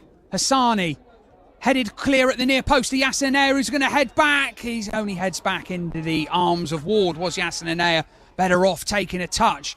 Yeovil trying to get on with things quickly. Ball out to the far side. Anaya's going to be involved in a defensive role now, and Yeovil concede a throw. But I mentioned Win for the Tinners on Boxing Day 2014, in front of 500. That just shows how far this club have come, Tim Ratcliffe, doesn't it? Yeah, it's great, isn't it? You know, we've got a full house here on Boxing Day, tight game, National League. It's what we want to see, isn't it? It's brilliant to see, and if we could get a win out of this game, send everybody home happy, and give us renewed belief as we go into the new year. But a very, very long way to go. It is. Can Riley Lowe get in behind? It's a high foot there, I think, and the referee's going to rule. I think he's ruled quite well there, actually, the referee. Harvey was in an offside position from the ball forward. Riley Lowe's high foot, so it's a free kick to Yeovil, just as one or two spectators are going to get in the queues for the half-time refreshments, but they've done a roaring trade today with a crowd of over 3,000 here at the Truro City Stadium. As Ward will clear into the feet of Campbell this time. We'll have Yeovil given up on trying to get the better of Sean Donnellan. All out to the far side, but it's good foot in there from Ryan Law. Johnson Fisher back to Anea. Anea finds Law. Lovely ball. Will Ryan Law cross? He will, but he can't find either Tyler Harvey or Connor Riley Lowe. But once again, I think that's going to be Truro's modus operandi, if we want to put it like that, Tim, to play on the break like that. If possession is turned over in midfield with players like Johnson Fisher, they can hit teams on the counter. Yeah, and there's nothing wrong with conceding possession as long as the away team aren't hurting you, and they have got in a few times, but they're having a lot of the ball in their own half, and that's fine. Well, I'm okay with that, and if we can break quickly and make it count when we do get on the break, and we are again now, then happy days. It's with Anea. It opens up to shoot. Yasin Anea with a sighter from distance, with his right foot from outside the box. I think Truro wanted a corner. It was always rising from Anea. The ball has fallen to him in that area a couple of times in this half, but on that occasion his rising effort did just that. It rose and rose and rose and found the Truro City supporters that are congregated in the Western Terrace. As Ward, well, he's back to going long. Good chest there from Campbell, takes a tumble, and Truro sweep up, and they go back to Stone, the goalkeeper, who's clad all in orange and will clear with his right foot up to halfway. Can he find Harvey? Harvey does flick on, but ball's picked up by Yeovil. There's that battle again. Campbell and Donnellan does well. Into the feet of Harvey, back to Donnellan, but it's all a bit tight from a Truro City point of view, and they've coughed up possession, but not in a dangerous area. It is back with Ferguson, out to Afite on the right for Yeovil Town. Back inside to Cousin Dawson, who's put under pressure from Anea. Anea's done his job once again, snapping at heels. I had £1 for every time I've said that over the past 18 months, because that is, as Tim Ratcliffe rightly points out, Yasin Anea's game. And he's in the game again, and Ferguson, well, rather casually just lets the ball bounce off the top of his head, and it's back with Ward. Wannell, the captain, will go towards his own goal, and Ward will have it once more. Ward, here we go again, folks, and Campbell's done well. Inside, it's going to fall for a Yeovil player. Campbell wants it back. He's going to get it. Left-hand side of the box. Campbell up against Donnellan. Into Tobin. Edge of the box. Truro City doing a good containment job. As it's with Plant. Into Campbell. Campbell with a shot. Lacked any kind of power, and Aidan Stone can just fall down on the ball and gather his thoughts. I love this battle between Campbell and Donnellan. It's been a real feature of the game, hasn't it, Tim? Does seem that when Campbell can get the better of Donnellan, he hasn't done it very often, the Glovers look very dangerous going forward. Yeah, they do. I mean, they've worked their way into the game since the goal, but they haven't really hurt us. But they've got pace up front. And as you say, Donnellan, he really is crucial for us today. You can really see the way the game's sort of shaping up, and it's ebbing and flowing, isn't it? It's a good game. Yeah, it definitely has ebbed and flowed, but if we were to award it on points so far, no, Truro City ahead. They have had the best chances. Jed Ward has made 3 fantastic saves. Different saves as well, aren't they? One from point-blank range, one acrobatically diving to clear a Conor Riley-Lowe header, and then the one just a few moments ago from Dominic Johnson-Fisher. Aidan Stone not tested. So 1 minute additional time signalled by the 4th official, Stephen Swan. As Harvey's being wrestled to the ground, but Johnson Fisher's picked up the ball in front of the Tinners fan zone. Out on the left, he's still going, Johnson Fisher. Still going, Johnson Fisher. He's got up off the deck to the byline. Johnson Fisher goes. Has he lost out? Still got the ball. Johnson Fisher. Law has it. Now to Harvey again. It just wouldn't fall for Tyler Harvey. Ryan Law arrived on the scene. As Wannell clears for Yeovil Town. Dean with a powerful header. Back to Campbell. It's going to be picked up by Yassiner, who just hooks clear. Final 20 seconds of this opening half. Truro City leading by a 1-0. BBC Radio Cornwall, a Boxing Day sports special. National League action. Afite has it for the Glovers inside their own half. And the referee, Ross Martin, brings a close to this opening 45 minutes, and a very good 45 minutes it has been for Truro City. They started the brightest. Tyler Harvey from point blank range was denied by the visiting custodian Jed Ward after just 3 minutes. Conor Riley-Lowe with a header was thwarted by the same player before the deadlock was broken in the 17th minute when a Lirikasani corner fell to Tyler Harvey, unmarked in the 6-yard box. He headed high into the net past Ward. Yeovil with 1 or 2 half chances. They've got Luke McCormack in the game more as this half has wore on, but so far Aidan Stone's sheet remains clean, and Truro City, as the interval approached, had a good chance to double their lead when Dominic Johnson-Fisher chased a lost cause. He shot from an acute angle. Ward with a strong left hand turned the ball round the post for a corner. So Truro City ahead on the scoreboard and in command after 45 minutes here at the Truro City Stadium in the National League. It is Truro City 1, Yeovil Town 0. Gareth Davies with your commentary there for BBC Radio Cornwall. Great first half for Truro. They lead by a 2-0. And as it stands at the moment, Truro move to within 4 points of safety. Interesting because Brackley are beating Forest Green 1-0, which doesn't help Truro at all, really, but that's the latest there. Braintree and Southend is 0-0, which many people probably didn't expect that one either at half-time. But the good news for Truro, from their point of view, is that Gateshead are losing 1-0 to Carlisle. Morecambe and Rochdale is 0-0 in their game. So pretty good news for Truro City so far. They move now to within, as it stands, 4 points of safety, but that could well be more if it stays like that as a Truro victory today. But Braintree drawing, Brackley ahead by 1-0, and the other teams around Truro in the league at the moment are behind, apart from Aldershot, who are 0-0 with Sutton. So yeah, looking pretty rosy for Truro, but it could get better than that. If they can hold on for the win and other teams drop points, then Truro could be within 3 points of safety by close of play today. So let's hope for more positive performances from those Truro players in the second half. 1-0 they lead there at half-time. In the rugby derby, the latest is Camborne 24, Redruth 42. That is the Milk Club. A comeback there from Redruth, leading Camborne 42-24 in the traditional Boxing Day Milk Cup. Elsewhere, if you joined us a little bit later, the football from earlier on today in the Western Premier: St Blaise 2, St Austell 1, Torpoint 1, Saltash 0, Helston 1, Newquay 5. In the Peninsula West, it was Bude 1, Holsworthy 0, Liscard 3, Dobwalls 0, St Day 2, Penzance 1, and Weybridge 0, Camelford 3. The latest there from those games. Plymouth Argyle, they of course are in action as well today.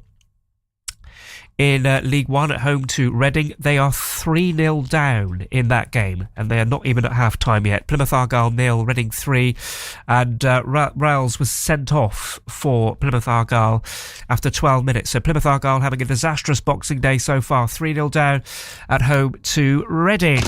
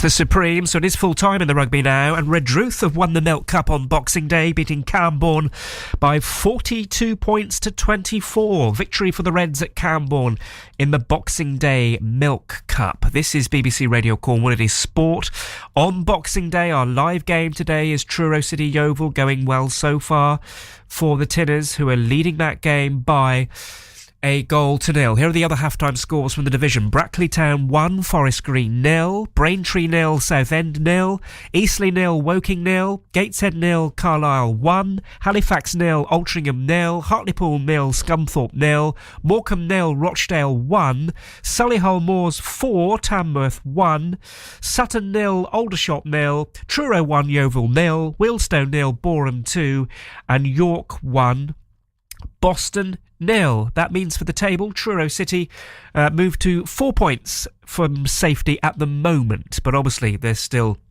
a lot of football to be played. A lot could still happen. But positive news so far for Truro City, and it was that man who got the goal. Harvey has headed it in! Truro City have taken the lead, and it's Tyler Harvey. Well, I said pre-game that he had to come to the party. No goals for the Tinners since early September, and Tyler Harvey has bagged his third of the season. Yes, Tyler Harvey. Cometh the man, cometh the hour for the Tinners. They lead by 1-0 against Yeovil at half-time. Second half commentary on the way. Hi, this is Ollie Murs. Join me on Monday the 29th of December. I'll be meeting some of the amazing finalists from this year's BBC Make a Difference Awards. Make a Difference heroes, meet Ollie Murs. Monday the 29th of December. You had me hooked again from the minute you sat down. The way you bite your lip got my head spinning around.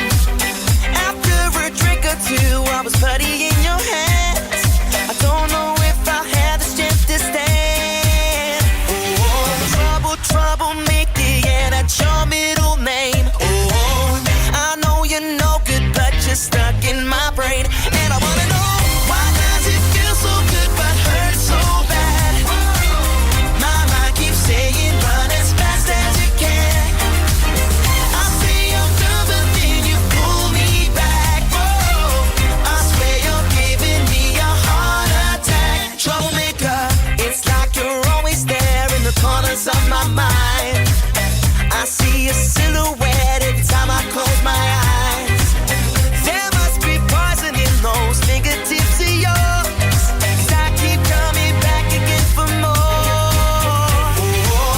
Oh, trouble, Mickey, yeah, that's your middle name. Oh, I know you're no good, but you're stuck in my brain. And I wanna know, why does it feel so good but hurt so bad?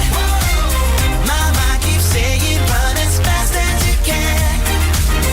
I say I'm done, but then you pull me back. Whoa, I swear you're giving me a heart attack. Troublemaker, why does it feel so good but hurt so bad?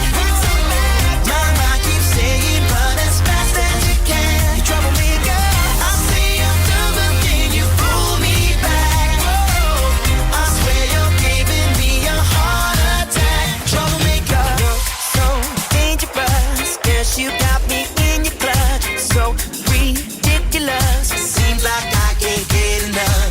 Caught up in your web. How'd I get in such a mess? Got up to your bed. Yeah, why does it feel so good but hurt so bad? Whoa, my mind keeps saying run as fast as you can. I say I'm done, but then you pull me back. Whoa, I swear you're giving me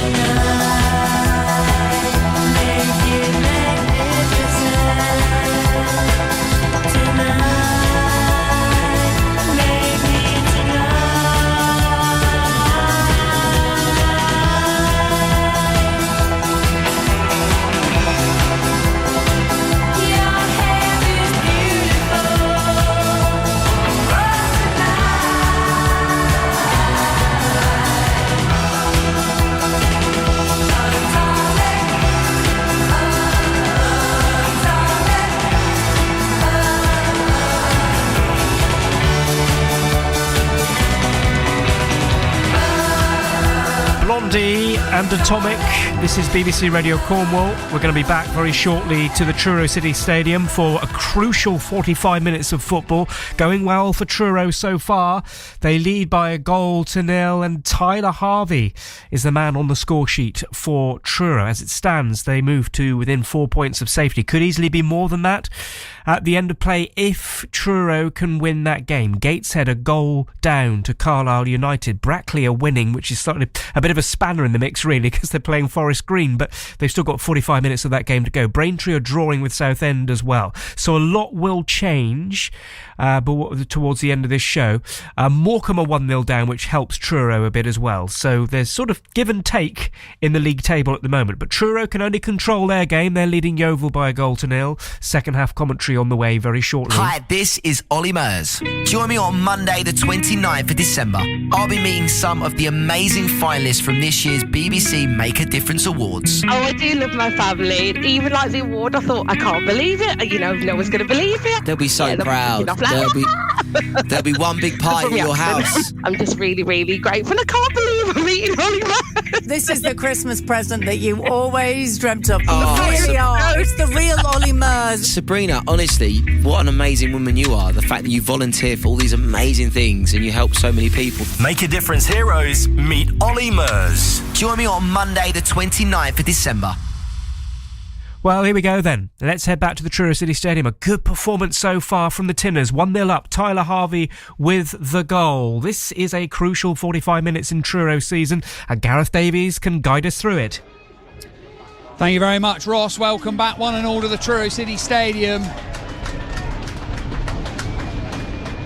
As you quite rightly put it, this is a huge 45 minutes. And as Tim Ratcliffe quite rightly said at half-time, it shouldn't be, but it is in the context of Truro City Stadium. We're back underway. Ball headed back inside. Will Dean comes forward to win the header. It's forward to Campbell, though, and Campbell spins back inside and gives the ball to Daly. Daly back inside to Ferguson. I'll run through the two sides next time we get an opportune moment. No substitutions during that opening 45 minutes or at half-time. So as we were, it is Truro City 1, Yeovil Town 0 here in the National League. BBC Radio Cornwall, a Boxing Day sports special. Campbell shields the ball and goes back to the captain. Wannell, who goes long. Tom Harrison with a first-time volley back into midfield. Lyric Asani loses out. Yasin Anaya back up into the sky, and it's out for a throw. Run through the Yeovil Town team. Jeb Ward in goal. Cousin Dawson, Wannell, Tobin, McCormack, Daly, McGavin, Plant, Ifite, Ferguson and Campbell on the bench for the Glovers. Gould, Jarvis, Ellison, Olawabori, Sims, the one-time or two-time Truro City loanee, Greenslade and Jolliffe. Truro forced Wannell to go all the way back into his own 18-yard box. Harrison picks up, but Harrison loses out to Tobin, and he has a chance, but the ball forward can only find Ryan Law, and Tom Harrison will breathe a huge sigh of relief there. Stone long to Wannell, the captain's going to be put under pressure by Tyler Harvey, clips it down the line. A Yeovil player goes crash into the turf. Referee absolutely uninterested. The Truro City side, Stone in goal, 3 at the back. Oxlade, Chamberlain, Donlan and Harrison, 5 in midfield. Riley Lowe, Dean, Anaya, Hassani and Law, 2 up front. Oxlade, Chamberlain and the goal scorer Tyler Harvey. On the bench for the Tinners, Lavacombe, Bell, Palfrey, Jeffcott, Kinsey, Marsh and Deemin. As Ferguson wins a header, Law loses out, but Dean brings it down and can only go up into the fading sky. Tyler Harvey bundled over, but the referee once again unmoved. It's with Harrison right on halfway, clips forward looking for Johnson Fisher, can't find him. Now Donlan up against Campbell. Here we go again. Oxlade, Chamberlain forward, Hassani loses out. Dean snapping away at heels like Anaya does, and Hassani forces Yeovil to go back and go sideways to Wannell, the captain, into Cousin Dawson, but his pass is cut out by Will Dean, and now it's Connor Riley Lowe, cuts inside to Lyric Hassani. Riley Lowe has it back inside the Yeovil half. Riley Lowe tight to the right touchline to Oxlade Chamberlain, right on halfway. Couple of touches, Oxlade Chamberlain clips the ball down the line. Wannell will have to defend, and he can only give the ball back to Tyler Harvey, who's crashing to the ground, and Tyler Harvey wins a free kick. Once again, the assistant over on the far side was perfectly placed. He kept his flag by his side. Referee give the free kick. Tyler Harvey didn't get one a minute ago, Tim Ratcliffe. He did there, though, and here is a good chance for Truro City to press home that advantage early in this second half. Yeah, good position to be in, edge of the box. Plenty of players in. Yeah, they were both free kicks for me. The referee didn't want to give them, but we're on the front foot again now, early in the half. It's good to see. Referee blows his whistle. It's going to be Riley Lowe with his left foot. In it goes, but that's too close to Ward. And Tim Ratcliffe with a shake of his head next to me as Ward goes to get on with things quickly, and he's done that. But is the ball going to win that particular race? No, it hasn't. Yeovil have kept the ball in, or have they? What's the referee given here? He's given offside? Potentially. I can't see the lines with his flag up. Was it offside? I think it was Tobin that broke clear, or was it McCormack? Well, either way, it results in... No, I think the ball's gone out, because Oxlade-Chamberlain's going to go over and take the throw, I think. Well, both the assistants were... Well, my eyes were on the ball, not the assistant over on the far side. And it's a throw to Truro, which Oxlade-Chamberlain takes. Harvey flicks on. Can he find Johnson Fisher? No, Johnson Fisher just forced off the ball, and it's with Mika Afite. Johnson Fisher's going to put him under some pressure, so Afite has to go back to Cousin Dawson, who's a little bit of a free role, really. He's popped up in midfield as well as playing in the centre of what we think's a three-man defence for Yeovil Town. Ferguson back to the goalkeeper Ward. Truro City won't mind this. The game's continuing in the same pattern it did in the first half. Ward goes long. Stone off his line, and Stone gathers with two hands. Truro City attacking their favoured eastern stand in this second half. Stone drops the ball down and clears with his right foot. Harvey flicks on back into midfield, but he can't find Lyric Asani, and Tobin will come away with it. Tobin back inside to Cousin Dawson, and it's with McGavin. McGavin spreads the play out to the left-hand side for Yeovil. Can they cross the ball into the box? Up against Oxlade-Chamberlain to the byline. Ball's crossed in over everyone's head, and it's headed just over by Tobin, but little warning sign for Truro City. If they do turn possession over in midfield, Yeovil are the team that can break and break quickly. But Tobin's header over the crossbar of the former Yeovil man Aidan Stone left the Glovers. Started pre-season, Hewish Park, but left at the end of July.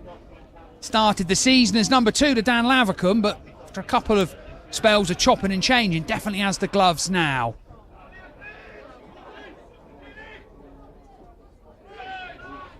Cousin Dawson will spread it out to the right-hand side, but that's far too much over there for Plant, and he can only, plant his header, quite literally, into the advertising hoardings in front of the Tinners fan zone, and Christian Oxlade-Chamberlain will take the throw for Truro City, who lead by a 1-0, 52 minutes on the clock here at the TCS. Tyler Harvey's headed effort after 17 minutes from a Lyric Asani corner is what separates the two sides. Oxlade-Chamberlain down the line, looking for that man Harvey again, who's having his shirt pulled, and I thought Harvey was the one that was being fouled, but the referee, again the assistant on the far side, doesn't move. Perhaps he got a call from the referee. Yeovil tried to take it quickly. Ball's moving, says the referee. Wannon will have another go, and he just finds Ward, and Ward will look for Campbell, but that's pretty aimless. Stone can come to the edge of his 18-yard box, right-hand side of it, and pick the ball up.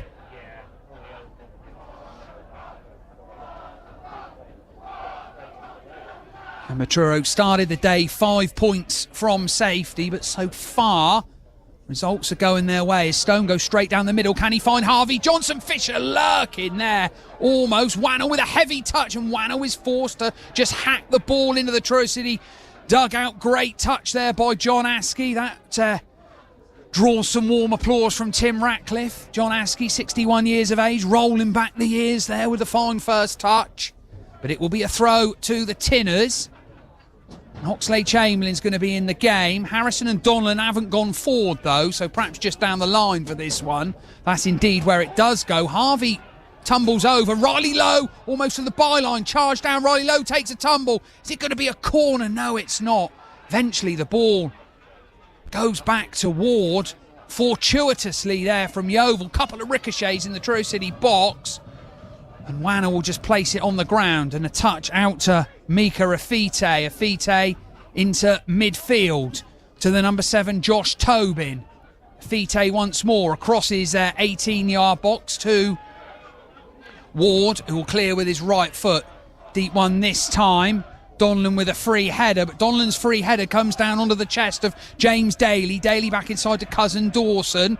Lirikasani picks up the scraps. Good touch from Ryan Law, almost for Lirikasani, but it's broke free inside the outside the 18-yard box for Yeovil. Here's Tobin, wants it on his left foot, on his right, out to Daly. Daly's going to hang one up to the back post, headed clear by Oxlade-Chamberlain, but only to McGavin. Spell of pressure here by Yeovil. McCormack to McGavin, but Yeovil are forced to go back, and it's with Afite almost on the halfway line. Afite's ball forward to Campbell. Donlan at his back, unsurprisingly. Tobin twisting and turning to Wanner, who's joined the attack. It's now out to the far side to Plant. Back inside again, shooting opportunity. Into the box go Yeovil. They're going to shoot. Deflected. Narrowly wide. Quite sure who had that effort on goal. I think it was James Plant. But Yeovil all of a sudden have just sprung to life. In the 55th minute here at the Truro City Stadium, and they're going to have a corner. And Truro are going to have some defending to do. First set piece of this second half. In it goes. It's headed up. It's headed over. Almost, but Aidan Stone gathers.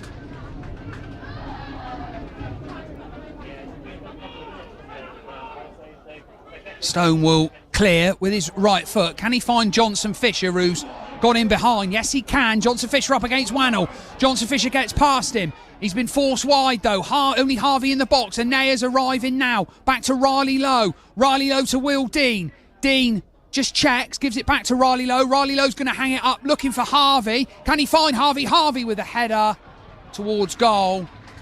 It's going to have to be some header to beat Ward from there.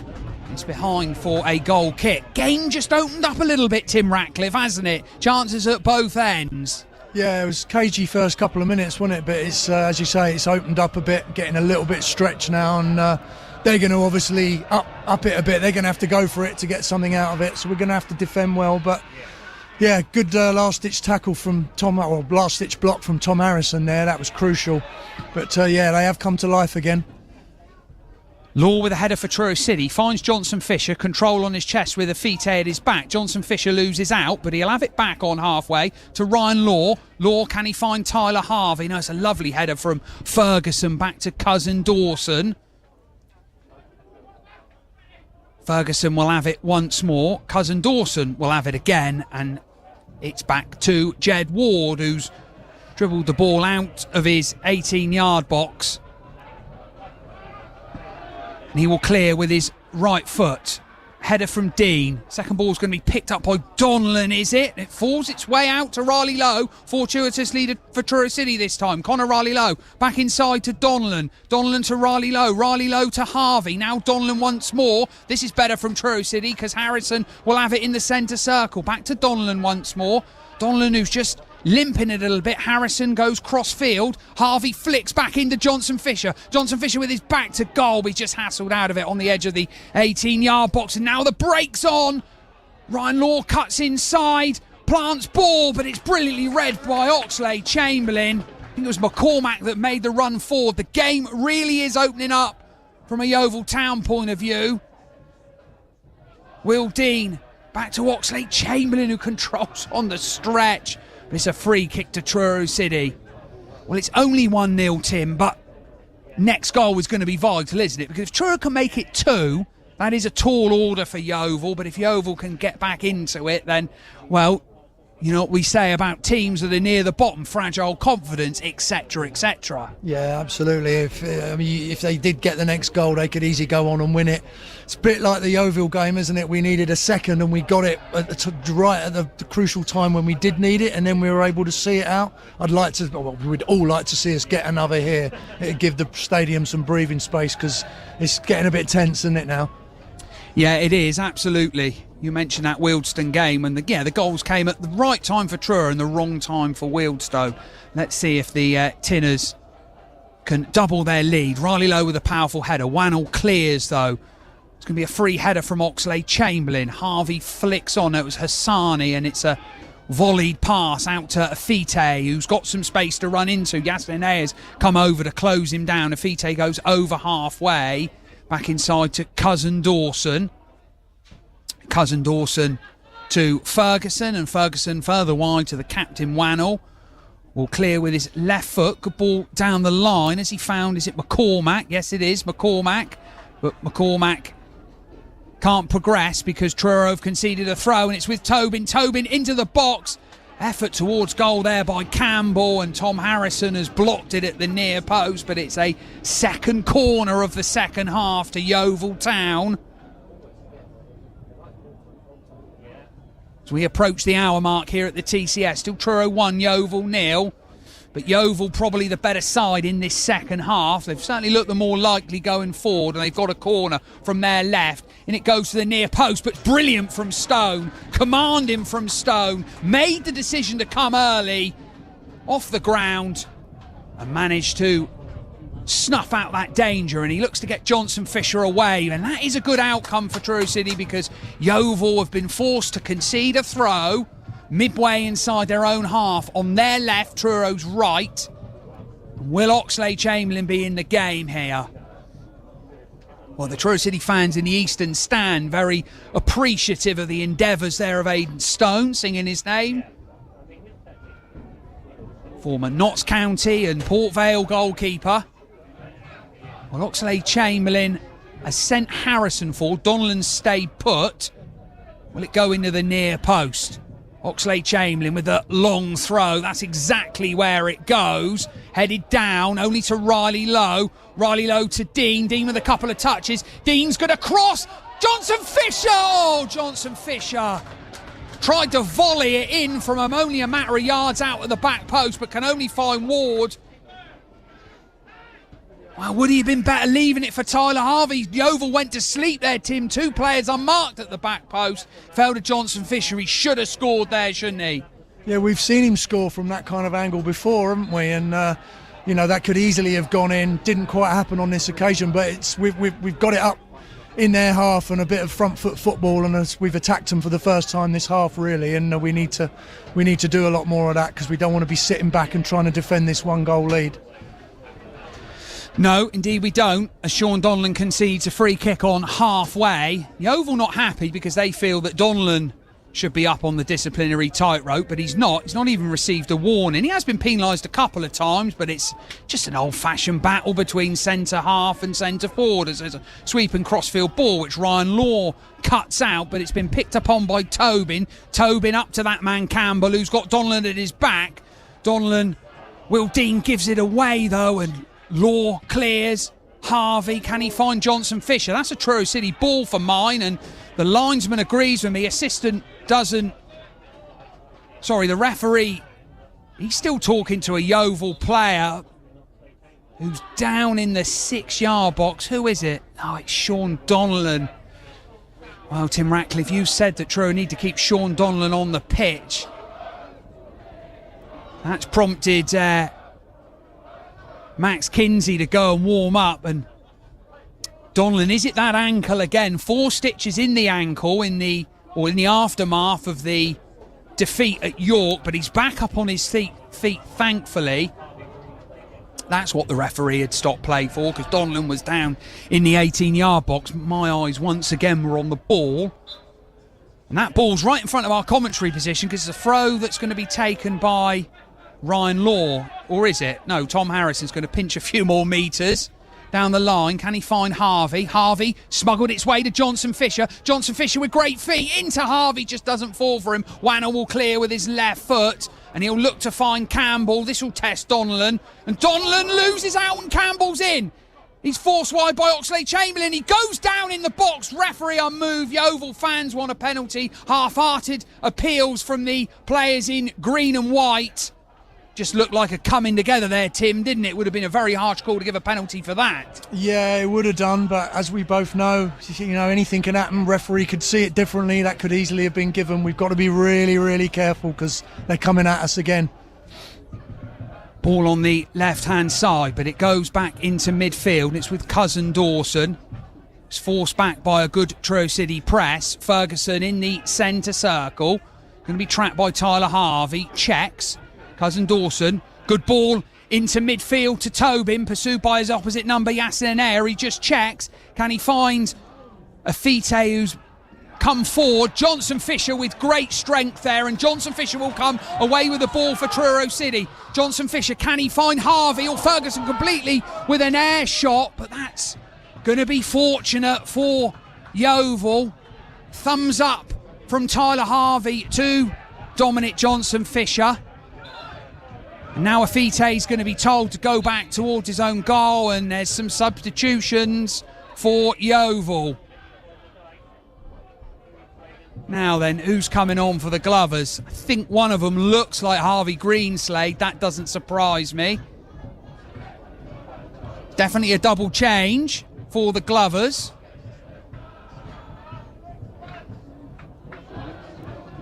So it's number 7, James Tobin, that's coming off. He is one of the players that's coming off. Aaron Jarvis is on.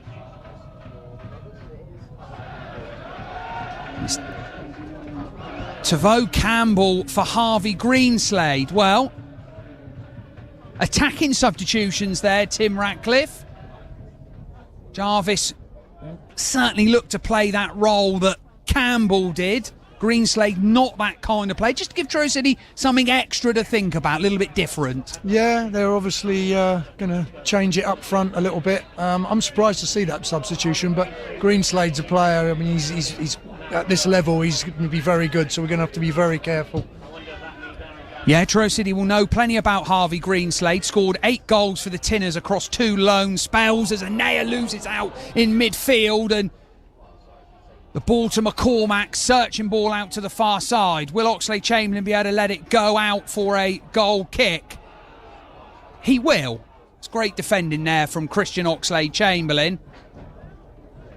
Luke McCormack, and perhaps the ball there was the favourite for that one, but in the end it's out for a goal kick. 66 minutes gone here at the Truro City Stadium. It is National League action, BBC Radio Cornwall, a Boxing Day sports special. Cornish Pirates against Ealing Trailfinders tomorrow. Truro against Forest Green on Tuesday before the new year starts in the Midlands with the Pirates' trip to Coventry. Full live and uninterrupted commentary of all them games across BBC Radio Cornwall. But it's Truro against Yeovil for now as Hassani tries to find Johnson Fisher and he can't. Afite will take the throw. Back he goes to Ferguson, who controls off his chest and gives it to Ward. The floodlights are in full effect here at the TCS. Bitterly cold afternoon, but a good one for football, a little bit like it was at York 6 days ago. So it's going to be Harrison up against Jarvis. Oxlade-Chamberlain just nips in and the outside of his foot clears. Wanner will stop it going out for a throw. But his supply line into midfield is cut off by Connor Riley-Lowe, and it's back with Ward, the goalkeeper, who Harvey nearly closed him down. Ward's clearance can only find the advertising hoardings in front of the Tinners fan zone. Oxlade-Chamberlain will take that long throw. Oxlade-Chamberlain down the line. It's not gone in though, has it? No, he's going to have another go. Oxlade-Chamberlain, who had admitted in an interview recently that if he wouldn't have been a footballer, Would have been a cricketer. Perhaps England could have done with him in the Ashes this morning. I know there's some Cornish-based football fans that are out there at the moment. Jason Andrews, a Mevagissey resident like Tim Ratcliffe and I is out there, as well as Truro fans Steve and Vicky Clark. So well done for following England. It feels like a pretty forlorn task. Not so Truro City this afternoon yet. In midfield with McGavin. Afite, the Truro City player back behind the ball, but Afite can only go inside to Ferguson in the centre circle. Out to the captain, Wannell. Wannell will go forward to Jarvis. One of two substitutes thrust into the fray by Billy Rowley, but he's been forced backwards. Looks like there's going to be another change made. Is that Olawabori that's warming up? So it could be a third change for Yeovil. No changes for Truro City yet. As Tom Harrison picks up a loose ball into the feet of Tyler Harvey. Harvey back out to Ryan Law. Ryan Law with a heavy touch, but he finds Johnson Fisher. Johnson Fisher just tried to turn it round the corner to Yasin Anea, and here is going to be this substitution. So it's Olawabori that's coming on. Is it Plant that's come off? I think it is. Direct swap. Looks like it's Plant that's come off and Olawabori on. So another, can't quite say a roll of the dice, but another change for the Glovers, who clear with their goalie Jed Ward. Up to Jarvis. Does he get the better of Oxlade-Chamberlain? Olawabori into the game. Oxlade-Chamberlain sticks a foot out with Olawabori. His first touch was a cross into the box. And Stone gathers, but Stone's been forced to bowl out because Donlan's gone down injured, and I think this is going to be Max Kinsey on now. Donlan is done, according to Tim Ratcliffe, and I agree with him, as Joe Whittaker, the Truro physio, comes onto the field for the first time this afternoon. A bit of a risk playing Donlan, but so far it's paid off, Tim. But Truro desperately need him for the next two games at Forest Green and Southend, don't they? Yeah, and maybe that's in the mind of the manager and the training staff, and that if he's carrying a knock, he's clearly carrying a knock, isn't he? We saw him pick up that knock at York. Maybe it is a good idea to get him off. He's done well, to be fair. He hasn't really done too much wrong. Got turned a couple of times in the first half. But we don't want him playing on like this if he's injured. It's better to get him off and try and see what we can do to see this game out, because we're really going into that crucial part of the game now, aren't we? Yeah, indeed we are. I love using boxing analogies with football because the similarities are the same in terms of the relevance, but we're into the championship rounds now, aren't we? Truro ahead on the scoreboard and probably ahead on the scorecards. They've maybe been second best in this second half, probably had the best chance with Dominic Johnson-Fish, who should have done better at the back post, but as the game goes on, that next goal becomes more and more vital, doesn't it? Yeah, no, it really does. I mean, if we can get it, we could. You'd like to think we'd be able to see the game out, put the game to bed. Equally, if it stays as it is, we'll take this, won't we? We'll be delighted with a 1-0 if we can get it. But they're definitely going to up it. They've made changes, haven't they? And maybe change their shape up front a little bit. So we're going to have to defend very, very. It's basically about staying switched on, isn't it? We just cannot switch off. No, we can't. Rather sportingly, much of the boos of the Yeovil fans, because Stone threw the ball out for Donlan to get attention, who isn't going to be replaced at the moment. Lyric Hassani picks up in midfield. Forward for Johnson Fisher, who loses out. Anea wins the header. Harvey loses out. Sped ahead tennis. Harvey knocks one round the corner for Johnson Fisher. Can he get past Afite? Has the ball gone out? The referee says yes, but he says that it's come off a Truro. No, he said it's come off a Yeovil head. Well, that is a good outcome there for Truro City. Tim Ratcliffe nodding alongside me. And here's Christian Oxlade-Chamberlain. Just breathe. I wonder what he was doing then. Just breathing some warm air onto his hands. He's not got any gloves on, Oxlade-Chamberlain. As I mentioned earlier, it's bitterly cold here at the TCS. So Oxlade-Chamberlain launch a long throw And it goes to the penalty spot off the head of Harvey, but it's easy for Ward. And now the break's going to be on because Greenslade is sprinting through the centre of the field. Donlan's back on the field. Greenslade takes a tumble. Oxlade-Chamberlain back in the midfield to Lyric Hassani. Hassani out to Yassin Anaya. Anaya to Johnson Fisher. Johnson Fisher with Afite at his back. Loses out to Afite. And it's with Cousin Dawson. So Donlan's back on the field. Tim Ratcliffe, I'm going to put you on Sean Donlan cam for the moment. Just see how he's moving. Looks okay at the moment, doesn't he? But Oluwabore with the ball. Yeah, I am, Tim. You probably picked up Tim's comments there. Surprised that Donlan's still on. Truro do have a like-for-like replacement. Well, they do have defenders on the bench. Zach Bell, Max Kinsey, and they have Billy Palfrey, who can play as a defender, has played as a defender for Truro City before, mainly in one of his first spells, not since he came back from Plymouth Parkway in 2023. As Law loses out, Law's going to have to pick up in front of the Yeovil player over on the far side who slips on the turf, and Law with his back to goal. Back to Dean into midfield, and Hassani and Johnson Fisher left it for one another. Law with a strong tackle from behind there. That was on McCormick. Law went diving in. Referee unmoved. We play on anyway with Wannell, the captain. To Jarvis. Donlan's at his back now, and he falls, but referee once again doesn't give a free kick, but Yeovil managed to retain possession. It's with Oluwabore, the substitute, to the edge of the box. Jarvis with a little bit of space. Jarvis will shoot with his right foot. Stone.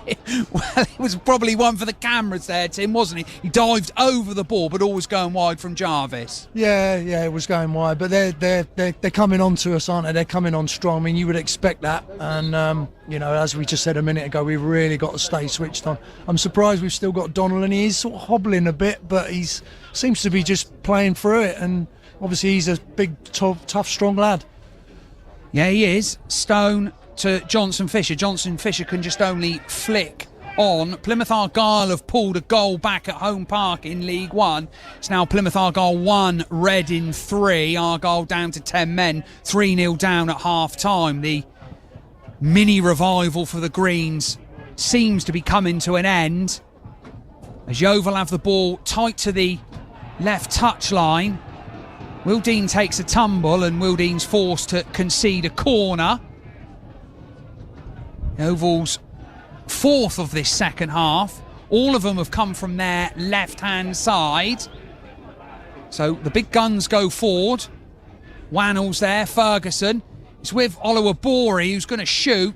Truro City caught napping a little bit, but the ball's out for a throw in front of the Tinners fan zone. Oluwabore's effort was charged down on the edge of the Truro City box. But it'll be a throw to the Glovers right in front of the Tinners fan zone.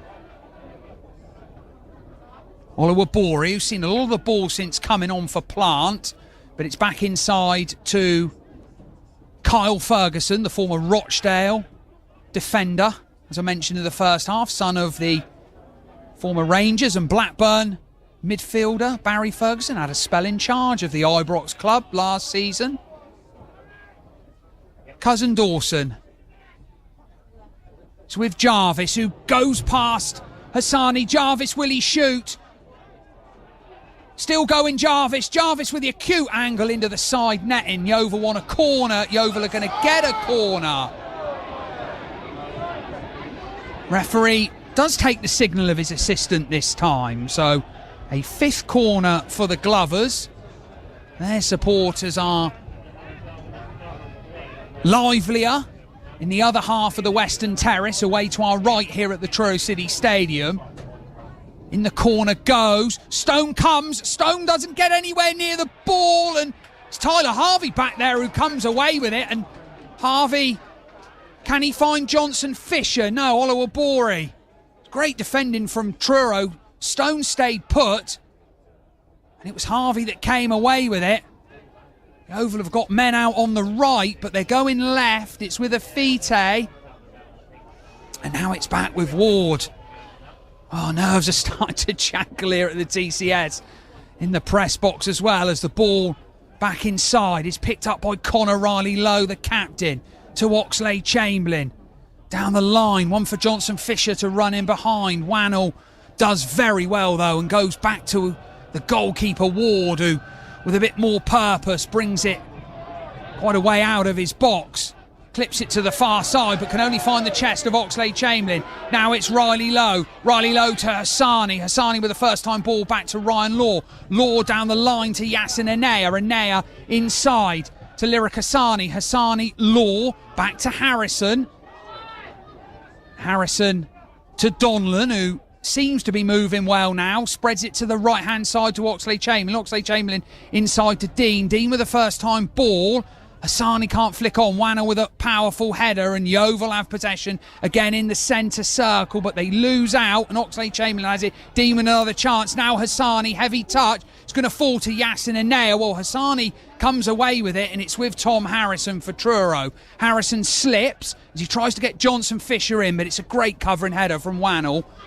And Wannell to Ward, and Ward bowls out to Afite up and over halfway for the Tinners, for the Glovers, should I say. Ferguson has it for the visitors. 11 minutes and normal time to go here at the Truro City Stadium. It is Truro who lead by a goal to nil. Will Dean clears. Yassin Anea flicks further forward. Hassani up to Harvey.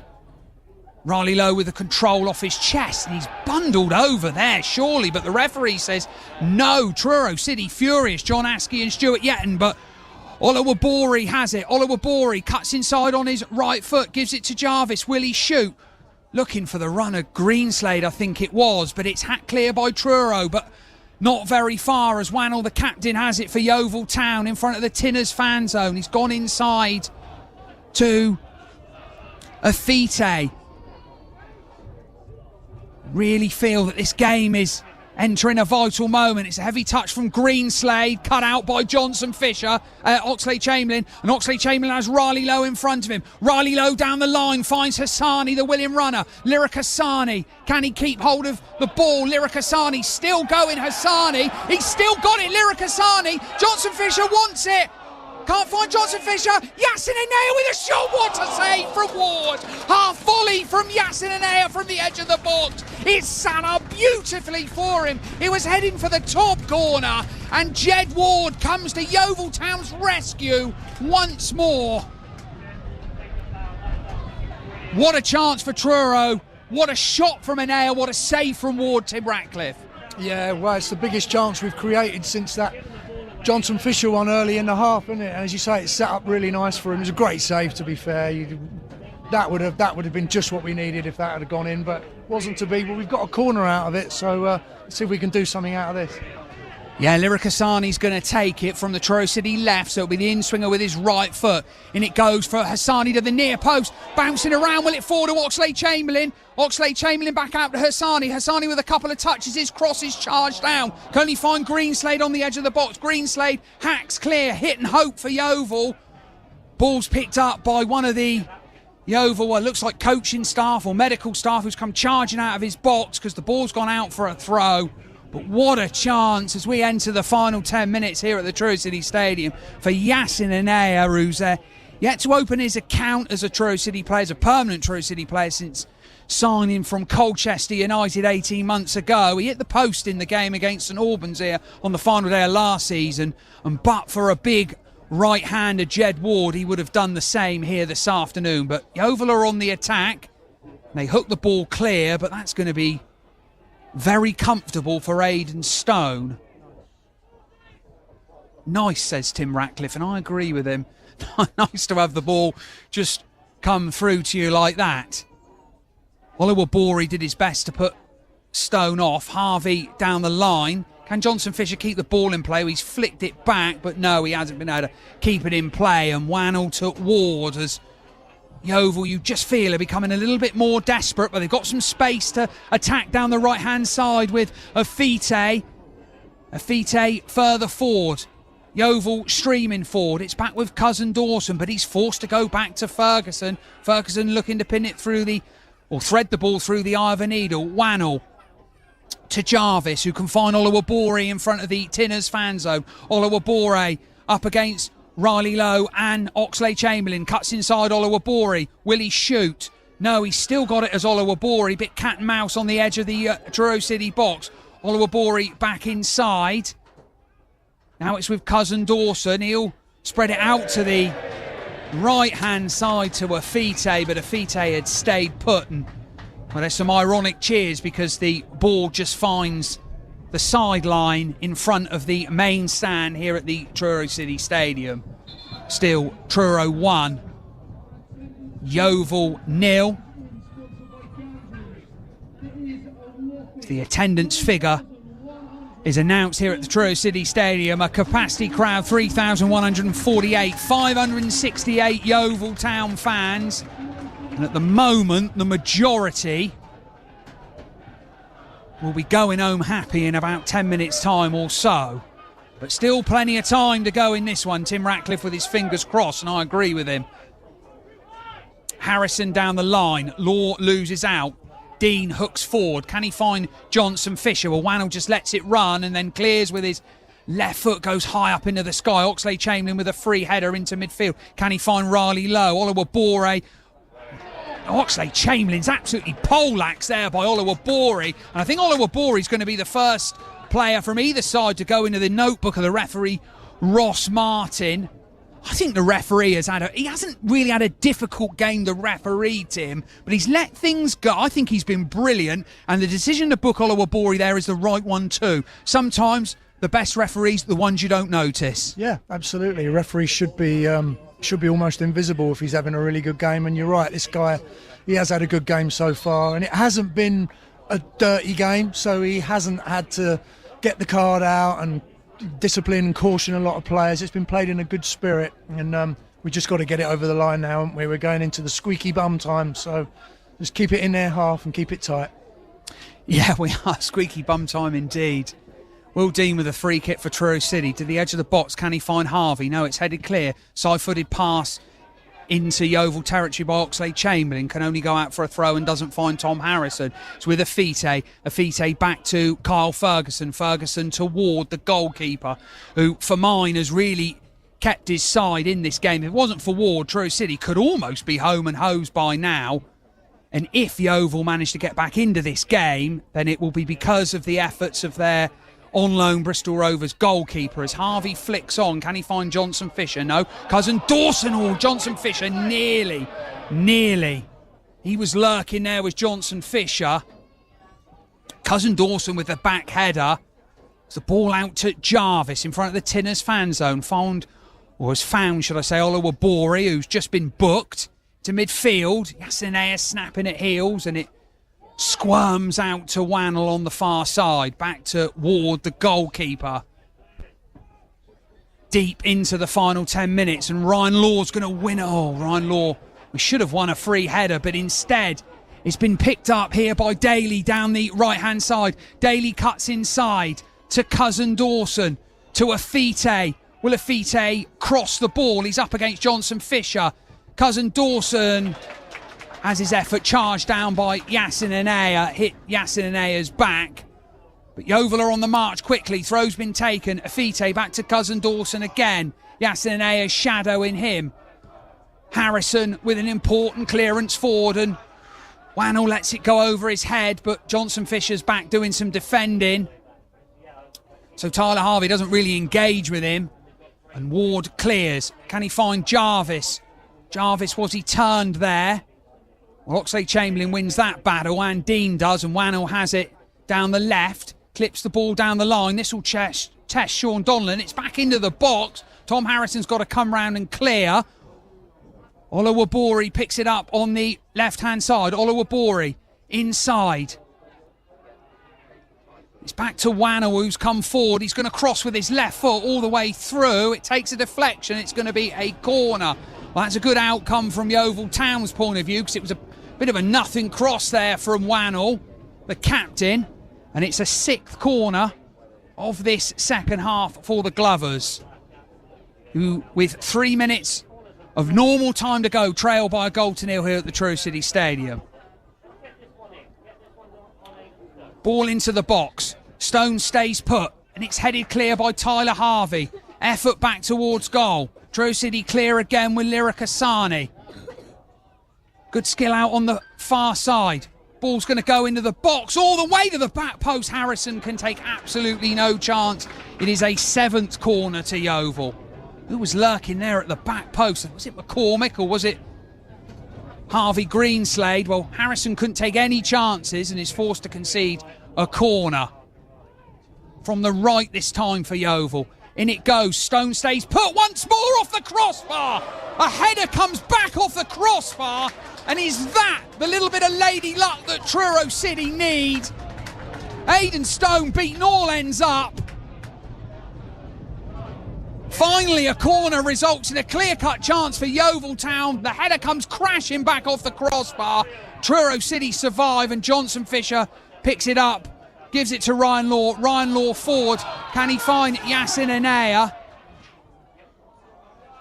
All eyes on the 4th official, Stephen Swan now. How many minutes of extra time will he add? He hasn't got his electronic board out yet. Ward clears. Can he find Oxlade-Chamberlain? That goes over everyone's head. Tim Ratcliffe, I know where your heart was, up round by your teeth there, wasn't it? Yeah, it really was. I mean, that's as close as they've come, isn't it? And it'll be heartbreaking to concede now. It's on a knife edge for us. We're sitting really, really deep and just got to get the ball in their half, try and see this game out somehow, because this will be massive if we can get this result. Yeah, absolutely. I can see the 4th official, Stephen Swan. He's a real character. I had a good chat with him before the game. He has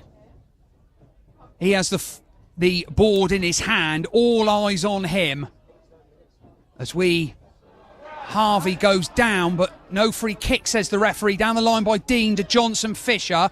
Wide on the right, Johnson Fisher up against Wannell. Can he work his way out of a tight situation there? He's given a free kick away. There's Dominic Johnson Fisher.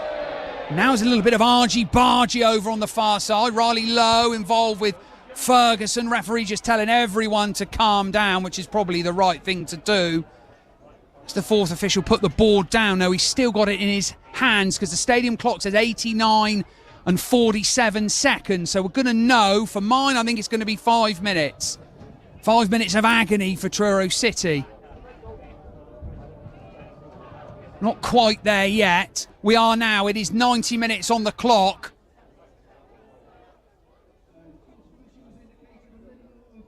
So it's 4 additional minutes as Johnson Fisher has the ball almost. So 4 minutes for Truro City to hold out here at the TCS and pick up their 2nd consecutive home win. It's a great tackle by Yasin Anaya. Law clears, but Truro City are sitting really deep. It's with Afite.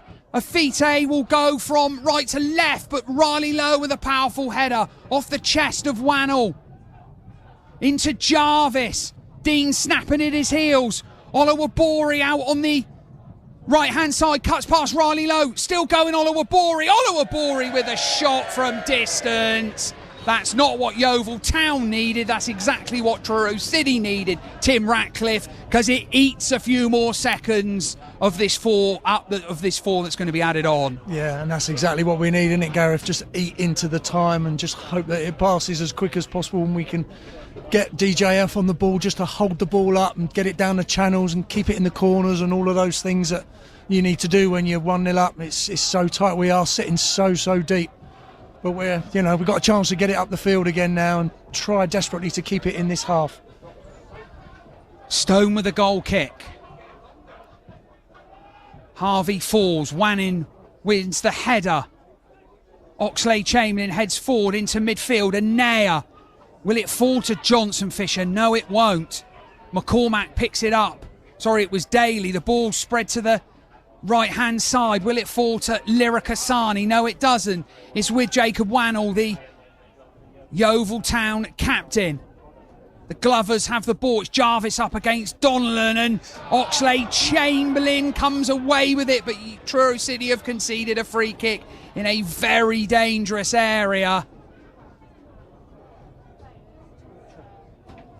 Torture, says Tim Ratcliffe, and I'm with him as well, because Truro City are going to have to defend a free kick. Yeovil have hit the bar late in the piece. Is there going to be a final sting in the tail? I have to say that. Will Yeovil snatch an equaliser? Will Truro City hold out? We shall see. This is going to be the defining moment in the game for mine. Jarvis to take the free kick. I think he's going to have a go at goal here, you know. He does! And it's over the bar. Phew, goodness me. Tim had his head in his hands. There's spectators all around me, shaking their heads. Oh, goodness gracious me. It's only December, it's not even March or April. How much more of this can we take? But that feels massive, Tim, doesn't it? That effort on target goes over the bar. Yeah, I mean, it's lucky that all my hair is grey, Gareth, because I would have had a few more after that. This game is, it's on a knife edge now, isn't it? It really is on a knife edge. Dean heads forward to Johnson Fisher. Johnson Fisher turns it round the corner to Yasin Anair, who can only run the ball out of play. Final 30 seconds of 4 added on. Are Truro City going to hold on for a much needed, valuable second consecutive home win? Riley Lowe with a header up into midfield. Lyric Asani further forward, but he can only find Wannell, the Yeovil Town captain, to Oliver Warby. Out on the right-hand side again. He tries to go past Riley Lowe. He doesn't go past Riley Lowe. The ball's hacked clear. Oliver Warby's on the deck. Final moments. Referee takes a look at his watch. Will he blow the whistle? He does blow the whistle. Truro City victorious on Boxing Day for the first time since 2014. Home players sink to their knees. They fall to their turf. A Herculean effort by every player in red and black, and their goalkeeper dressed in orange, Aidan Stone, as Truro City have won a second consecutive game in front of their own supporters. They had the better of the chances. Tyler Harvey forced Jed Ward into a good save after 3 minutes. Connor Riley Lowe did likewise before Harvey broke the deadlock with a headed effort after 16 minutes. Further effort from Dominic Johnson-Fisher before half-time, but Truro have vitally held a lead going into the interval. They then had the better chance in the second half. Dominic Johnson-Fisher with an effort at the back post. Yasin Anair with a pot shot from outside the box, which forced Ward into 2 good saves. And then in the dying embers, Yeovil pressing for an equaliser, rattled the crossbar of their former goalkeeper, Aidan Stone. There's a free kick from Aaron Jarvis that went over the bar as well. But Truro City are victorious on Boxing Day. It has finished here at the Truro City Stadium in the National League. Truro City 1, Yeovil Town 0. Well, there we go. A very Merry Christmas to Truro City fans. What a victory for the Tinners. 1-0 win over Yeovil Town, and as it stands, that moves Truro 3 points from safety up to 18 points, and 3 points behind Braintree, who are on 21 at the moment, just outside the bottom 4, but it's all getting very, very tight at the bottom now. Truro moved to within 5 points of 18th place. That's how tight it is becoming down there. Brackley, though, have had a bit of a shock so far. They're leading Forest Green by a goal to 0. Nobody really saw that one coming. But Braintree leading Southend 1-0. 1-0 to Southend at Braintree is doing Truro favours. Morecambe losing 2-1 to Rochdale. Gateshead 3-0 down to Carlisle. So all the other games going in Truro's favour today. It has really helped them. But also, they got the job done against Yeovil Town. And it really is startling when you think, Truro have been struggling all season. We knew it was going to be a struggle. They're now going to head into, well, not quite the new year, but almost heading into the new year. 3 points from safety in the National League. It's also worth remembering that Truro City have just beaten Yeovil Town in a league fixture. Yeovil, of course, got up to the heights of the Championship at one point in league football. So Truro City have beaten Yeovil Town in a league fixture for the first time in their history as well today. So there we go. Truro City have been victorious by a 1-0. We'll have all the reaction to that match coming up shortly.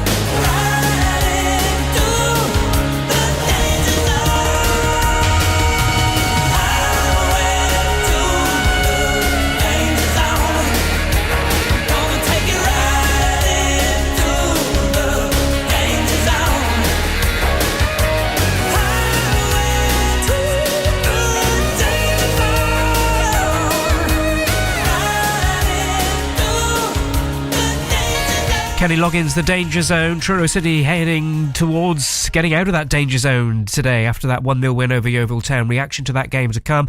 Also tonight, Redruth, Camborne, a 42 points to 24 victory for Redruth in the Milk Cup. 2,500 fans watching that one today. Great win for Redruth, avenging that league defeat earlier in the week. Last Saturday, of course, they met in the derby, so that's how that one has finished today for the Redruth and Camborne Milk Cup derby. A bad afternoon, though, for Plymouth Argyle. They're currently trailing 4-1 at home to Reading.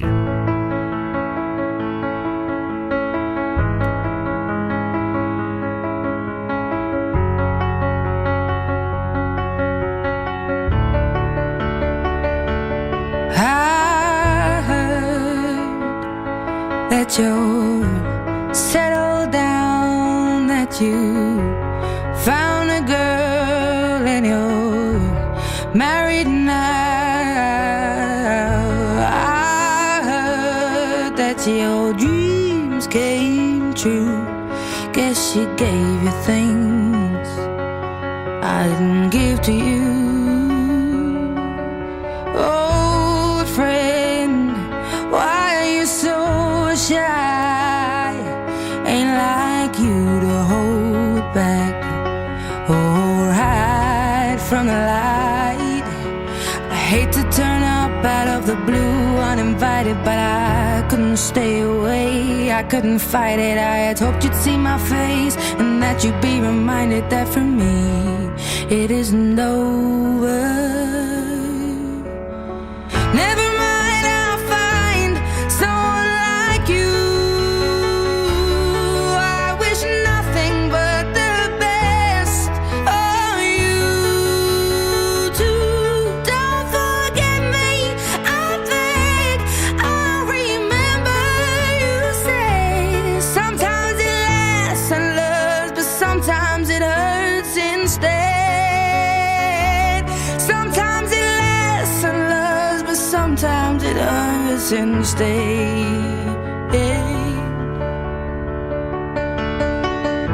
You know how the time flies. Only yesterday was the time of our lives. We were born and raised in a summer haze, bound by the surprise of our glory days. I hate to turn up out of the blue uninvited, but I couldn't stay away. I couldn't fight it. I had hoped you'd see my face and that you'd be reminded that for me it isn't over. Never mind, I'll find someone like you. That's Adele on BBC Radio Cornwall. It's just gone 5 o'clock. Now, this is how it's looking on the roads. Tregenna Place St Ives is closed northbound due to a new road layout from Skidden Hill to Gabriel Street. Station Road Loo, A387, temporary traffic lights there in both directions near Shutter Road. And then Windmill Hill in Launceston is closed in both directions due to water main work. That's from Coronation Park to Penworth Close. Any other travel news, it's 0808 100 1039.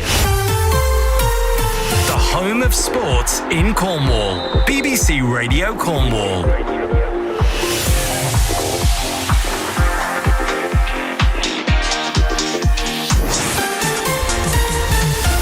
Good evening. This is BBC Radio Cornwall Sport. Truro City move 3 points to safety tonight after a 1-0 win over Yeovil Town. Harvey has headed it in! Truro City have taken the lead! And it's Tyler Harvey, well, I said pre-game that he had to come to the party. No goals for the Tinners since early September, and Tyler Harvey has bagged his third of the season. It's back-to-back home wins for Truro City in what many saw as a vital game in their festive period. They've done it. 2 clean sheets at home in their last 2 games as well. We'll get reaction from manager John Askey shortly.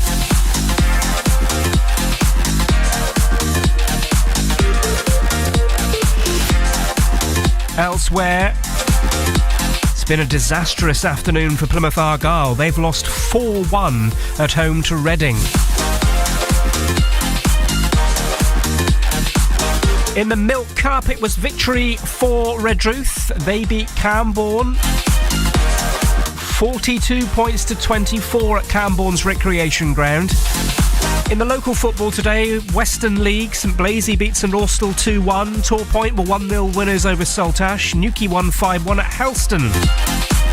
Bring you more scores in a few moments' time. 0808 100 1039 is our phone number. It's Cornwall Sport on X. The home of sports in Cornwall. BBC Radio Cornwall. Well, let's bring you the classified scores then on Boxing Day, starting with the National League. Truro City 1, Yeovil Town 0. Brackley Town 1, Forest Green Rovers 0. Braintree Town 0, Southend United 1. Eastleigh 1, Woking 1. Gateshead 0, Carlisle United 3. Halifax Town 2, Altrincham 1. Hartlepool United 1, Scunthorpe United 2. Morecambe 1, Rochdale 2. Solihull Moors 7, Tamworth 1. Sutton United 0, Aldershot Town 0. Wealdstone 0, Boreham Wood 4. York City 2, Boston United 2. Turning our attentions now to the Western Premier Division. St Blaise 2, St Austell 1. Torpoint Athletic 1, Saltash United 0. Helston Athletic 1, Newquay 5. Peninsula West Division, Bute Town 1, Holsworthy 0. Liscard Athletic 3, Dobwalls 0. St Day 2, Penzance 1. Weybridge Town 0, Camelford 3. The Championship, Birmingham City 1, Derby County 1. Millwall 0, Ipswich Town 0. Coventry City 1, Swansea City 0. Leicester City 1, Watford 2. Middlesbrough 0, Blackburn Rovers 0. Norwich City 1, Charlton Athletic 0. Oxford United 2, Southampton 1. Portsmouth 1, Queen's Park Rangers 1. Sheffield Wednesday 2, Hull City 2. Stoke City 0, Preston North End 0. West Bromwich Albion 1, Bristol City 2. Wrexham and Sheffield United kicks off at 5:30. League 1, AFC Wimbledon 0, Stevenage 0. Barnsley 2, Mansfield Town 3. Blackpool 1, Doncaster Rovers 0. Bolton Wanderers 2, Rotherham United 1. Bradford City 2, Wigan Athletic 1. Burton Albion 5, Northampton Town 1. Cardiff City 1, Exeter City 0. Huddersfield Town 5, Port Vale 0. Luton Town 4, Wycombe Wanderers 0. Peterborough United 1, Leyton Orient 0. Plymouth Argyle 1, Reading 4. Stockport County 1, Lincoln City 2. League 2, Accrington Stanley 2, Barrow 1. Bristol Rovers 2, Bromley 3. Cheltenham Town 3, Shrewsbury Town 1. Chesterfield 2, Notts County 0. Crawley Town 1, Colchester United 1. Gillingham 1, Cambridge United 1. Grimsby Town 0, Oldham Athletic 0. Milton Keynes Dons 1, Swindon Town 0. Newport County 0, Barnet 0. Salford City 1, Harrogate Town 0. Tranmere Rovers 1, Fleetwood Town 0. And Walsall 1, Crewe Alexandra 0. Well, let's get a full-time report from Truro City's 1-0 victory over Yeovil Town in the National League. It's moved them 3 points from safety. Gareth Davies was watching. He does blow the whistle. Truro City victorious on Boxing Day for the first time since 2014. Home players sink to their knees. They fall to their turf. A Herculean effort by every player in red and black, and their goalkeeper dressed in orange, Aidan Stone, as Truro City have won a second consecutive game in front of their own supporters. They had the better of the chances. Tyler Harvey forced Jed Ward into a good save after 3 minutes. Connor Riley-Lowe did likewise before Harvey broke the deadlock with a headed effort after 16 minutes. Further effort from Dominic Johnson-Fisher before half-time, but Truro have vitally held a lead going into the interval. They then had the better chance in the second half. Dominic Johnson-Fisher with an effort at the back post. Yassin and Air with a pot shot from outside the box, which forced Ward into 2 good saves. And then in the dying embers, Yeovil pressing for an equaliser, rattled the crossbar of their former goalkeeper, Aidan Stone. There's a free kick from Aaron Jarvis that went over the bar as well. But Truro City are victorious on Boxing Day. It has finished here at the Truro City Stadium in the National League. Truro City 1, Yeovil Town 0. Well, what a victory, and we'll be getting reaction from John Askey, the Truro City manager, shortly. Elsewhere tonight, Redruth have beaten Camborne 42-24 in the Milk Cup, a victory for Reds on Boxing Day. Well, let's head to Australia. We're going to talk about the Ashes, and what an absolutely frantic day it was there. The opening day of the 4th Test saw 20 wickets fall. England bowled out for just 110, having been 8 for 3 at one stage. Australia had earlier made just 152 on a Melbourne pitch, which asked serious questions of each side, with Josh Tongue taking 5 wickets. Australia then added 4 more runs in their second innings before the close, and will resume tomorrow on 4 without loss, a lead of 46. Tongue has been speaking to the BBC's Henry Moran. Well, Josh, how on earth do you begin to unpick that day? It's obviously a crazy day of Test match cricket. Obviously winning the toss and bowling, to bowl them out for 1/5 or whatever it was. I thought as a bowling unit it was outstanding. It's obviously a tricky pitch to bat on. They've obviously bowled well as well, but we come back tomorrow fighting. Talk to me about this surface, because it does seem to be doing quite a lot. Yeah, I think there was about 10 mil of grass on it this morning. Obviously that green tinge going through the middle. And we just felt like that sort of, well, me personally, that fuller length where I mostly get my wickets was going to benefit me and the team. And yeah, we just tried to make sure we hit the pitch as hard as we could if we did get that fuller length. So we felt like if you got that just short of a length, it just stuck in the pitch a tiny bit. So just being brave with your length, but still hitting the pitch hard. Match position, it's barely time to digest it, but you're not out of this, England. No, not at all. They lead by 50. We come back refreshed tonight, come back tomorrow morning, get a few quick polls, and you never know, we can get them 3 or 4 down in that first hour. Just what happened today. So I think we just got to make sure we stick to what we did today and bring that tomorrow.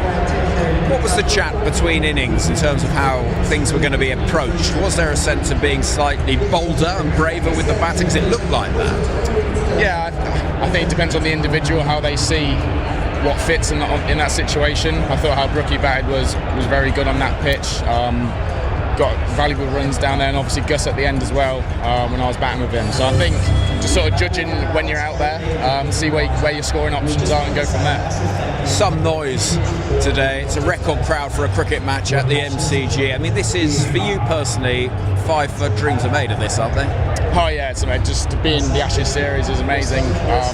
Obviously it was my first one last week in Adelaide, which I thought was incredible as well. It was 55,000, and now at Boxing Day, 93,000 I think it was. To take a 5 for dreams may come true. What about the noise around the ground and playing in this sort of atmosphere? Because it's been, a lot to take in for England on so many levels this tour. How do you compartmentalise your game when you've got that going on all around you? I don't really listen to it all. There's the odd comments and stuff, but that sort of thrives me to do better and sort of show the crowd. And I feel like if you put in the hard work, make sure you bowl the balls where you want to bowl and put pressure on the opposition, you're going to get your rewards, and thankfully it happened today. What about the build-up to this game? There's been a lot of noise around. Ben spoke about protecting the team. How's that been? Yeah, it's been good. We've been around everyone. We're trying to fully focus on this game and making sure we get a win for England and then going on to Sydney. Because that is now got to be the goal, because there's a lot of people out here. 30,000 England fans have made the journey. It's a huge commitment from them.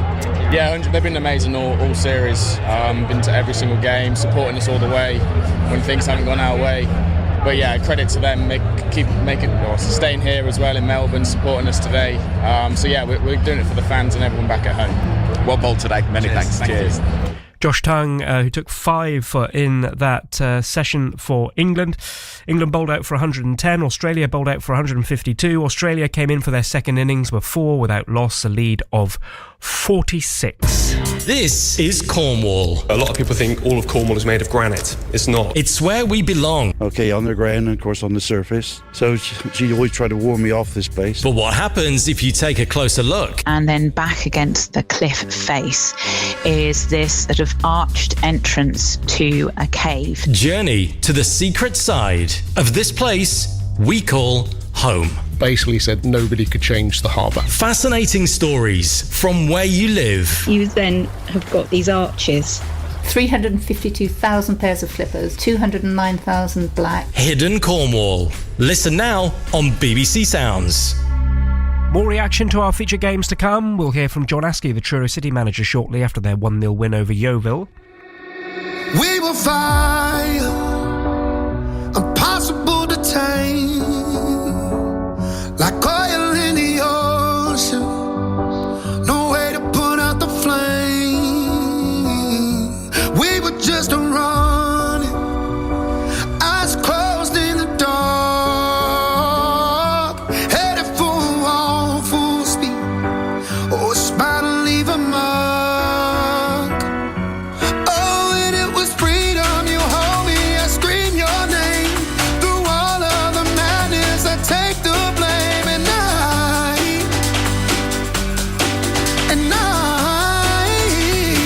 I only want you when you're gone.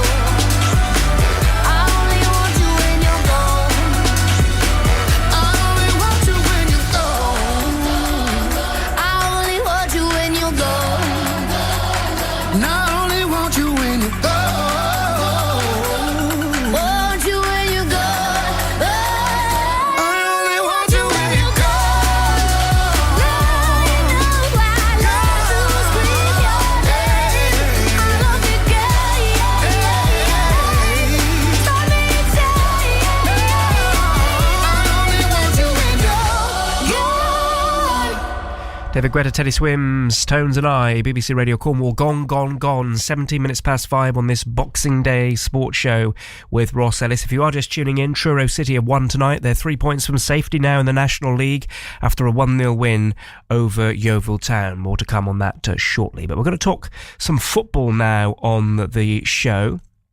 And we're going to hear from Chloe Harris. Now, Chloe is the Football Development Officer for women's football.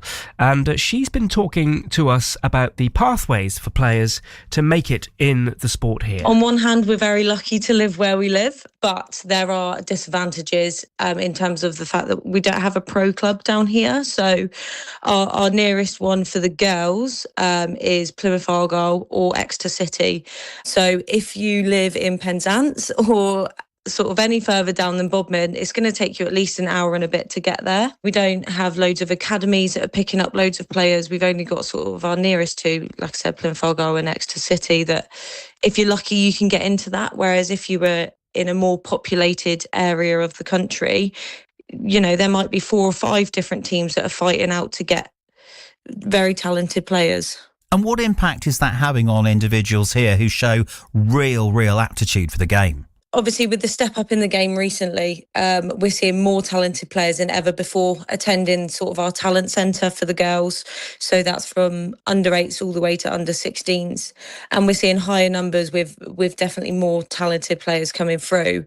Through that, they get an opportunity to be seen by a scout for, you know, the England pathway. But not everyone's going to make it to the England pathway. So unfortunately, what we're seeing is really talented players, unless they go off to uni and maybe get seen somewhere different or go to a college or move away, realistically, they're going to end up back in the grassroots game in Cornwall playing ladies football. It's really lucky for us because Cornwall Women's League is now more competitive than ever because we're seeing these talented girls coming through. But you do have to wonder if they live somewhere else in the country, is there an opportunity that they would be in an academy of some sorts? Have any players expressed this frustration to you? Yeah, we have had players that want to get opportunities but also want to remain in Cornwall. Unfortunately, there's not really a chance for both unless you want to and have the ability to travel to, I don't know, Argyle, Exeter, Bristol City, Forest Green. We've even got, you know, players that go as far as Brighton. So unless you're able to do that and you have the commitment and the ability to attend those sessions, it can be very frustrating. But what I think is a really good opportunity at the moment is that Plymouth Argyle operate loads of talent hubs throughout Cornwall. So the girls that are at the younger ages have now got more exposure to more coaches and more football than ever. So from that side, it's fantastic. But obviously, we're all only feeding into 1 or 2 pro clubs at this point. What's the answer to all of this to kind of give more opportunity? That is a great question, and one that we're still trying to figure out in the county. So we're working with the FA to try and see if the South Western League can have a division that just encompasses Cornwall and Devon teams.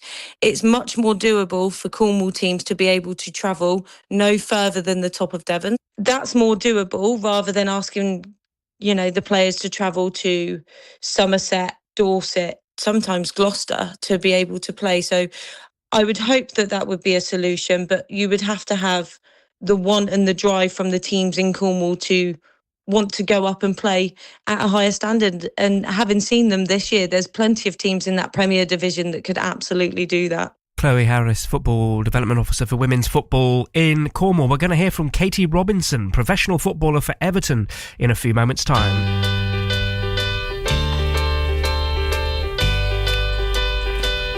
Oh, I could hide 'neath the wings of the bluebird as she sings. The 6 o'clock alarm would never ring, but it rings and I rise, wipe the sleep out of my eyes. My shaven razor's cold and it stings. Cheer up, sleepy Jean, oh, what can it mean to a daydream believer and a homecoming queen? me as a white knight on his steed. Now you know how happy I can be. Oh, and our good time starts and ends without $1 to spend. But how much, baby, do we really need? Cheer up, sleepy Jean. Oh, what can it mean to a daydream believer and a homecoming queen? Cheer up, sleepy Jean. Oh, what can it mean to a daydream believer and a homecoming queen?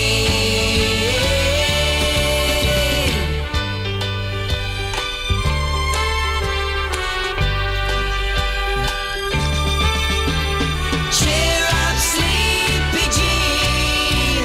Oh, what can it mean to a daydream believer and a homecoming queen?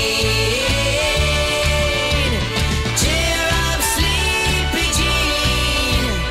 Oh, what can it mean to a daydream believer and a homecoming queen? It's the Monkeys, Daydream Believer on this Boxing Day, BBC Radio Cornwall. We were hearing a few moments ago from Chloe Harris. Chloe's the Football Development Officer for Cornwall for women's football. I've been speaking to Katie Robinson. Now, Katie plays for Everton. She grew up in Newquay. She's also played for Brighton and Hove Albion and the Lionesses as well. And she told me about her career in football to date. So I started playing when I was quite young, kind of playing in Newquay, where I grew up. Initially, just kind of young girls. It was kind of an indoor dome. And then once I kind of realised maybe I needed something a bit more challenging, I managed to get into the local boys grassroots team for Newquay AFC. And that's kind of where it all started. You knew at that sort of age that you had a kind of real key point that you wanted to challenge yourself a little bit more. You had that sort of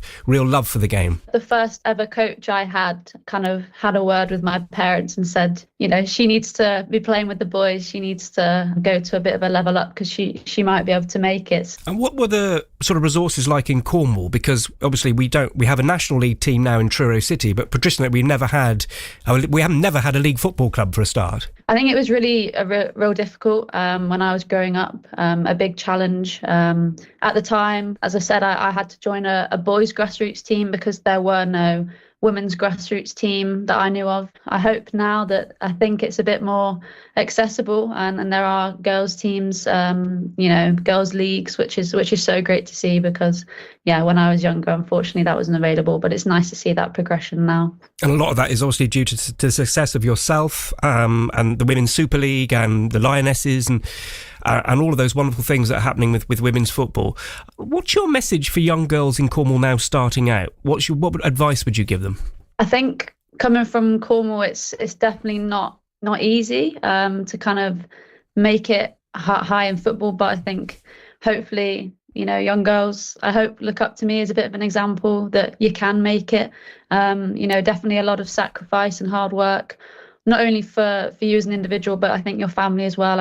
I definitely have to say that without my parents, without my mum, I wouldn't have made it. The sacrifices that they make are so pivotal, coming from so far away down in Cornwall. And then individually, just that self-belief. And, for me, I played with the boys, and that isn't always an easy task. But if you're willing to have a good support network around you but believe in yourself, that's just a massive thing, I would say. You had to leave Cornwall at some point. I mean, you played for Brighton, didn't you? How did that pathway work for you? Yeah, so initially I left when I was 16. I went to play for Bristol City at the time. So only 16, which now I look back, I'm like, gosh, it's very young. If I didn't leave Cornwall at the time, I don't think I'd have, been able to have the success and the opportunities that I've had. Playing for Everton, what's it like representing Everton Football Club? Yeah, it's a massive club. The fan base are incredible here. You can really feel that in the city, and just at the training ground. The people are really amazing too. So it's a great club to play for, and as I mentioned, the people are really what makes it here. You've come from Cornwall and you've reached the very top, which is an incredible, inspiring story for young footballers here, isn't it? It can be done. Yeah, no, it's nice to be thought of like that I can hopefully inspire those young girls coming up. I'm really proud of kind of the achievements I've made, and as we spoke about before, it wasn't an easy journey, having to leave home and the sacrifices that me and my parents made, but it's definitely all worth it. Katie Robinson there, who's from Newquay, plays football now for Everton and the Lionesses. Travel-wise, it's very quiet today on Boxing Day. Station Road in Loo, A387. We've got some temporary traffic lights due to roadworks there in both directions near Shutter Road. Blowing House, Carnbray Village, Redruth. Traffic is taking turns due to emergency repairs on the Blowing House in both directions at St Uni Crescent. But all of these really routine roadworks at the moment. Nothing, thankfully, out of the ordinary today. But if you do come across something and it's safe for you to give us a call, 0808 100 1039. BBC Radio Cornwall Sport with Ross Ellis.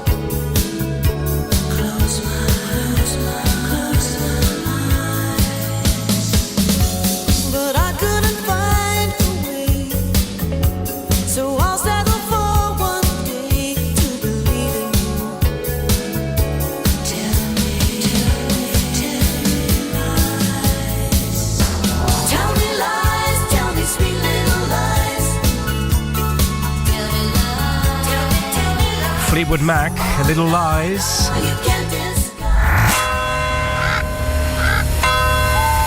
6 days to go. You cannot trust anyone. That's a bombshell. I don't know how that's going to play out. Happy new traitors. This is twisted. I have both the Jekyll and the Hyde personalities. My heart is absolutely coming out of my chest. Let me go to the dark side. The new series of The Traitors starts Thursday night at 8 on BBC One and iPlayer. Let's get some reaction now to Truro City and their 1-0 win over Yeovil Town, and we can rejoin our reporter, Gareth Davies. Well, John, a victory here at the TCS against Yeovil, a really pleasing victory and a big 3 points for your side. Yeah, again, it was one of those games that we've got to win today, like the previous home game. We've got tough games coming up away from home, and so it's vital that we get the 3 points at home. And you can't ask any more of the players, the commitment. I think there's about 4 or 5 who've been unwell as well. So to get a result and put the effort in that they did was really pleasing.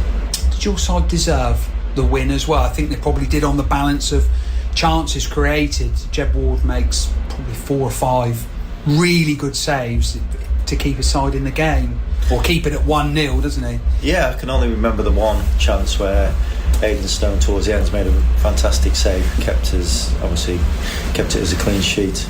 And but no, I thought the 2 keepers, their keeper was the one who had to make, who was the busiest. So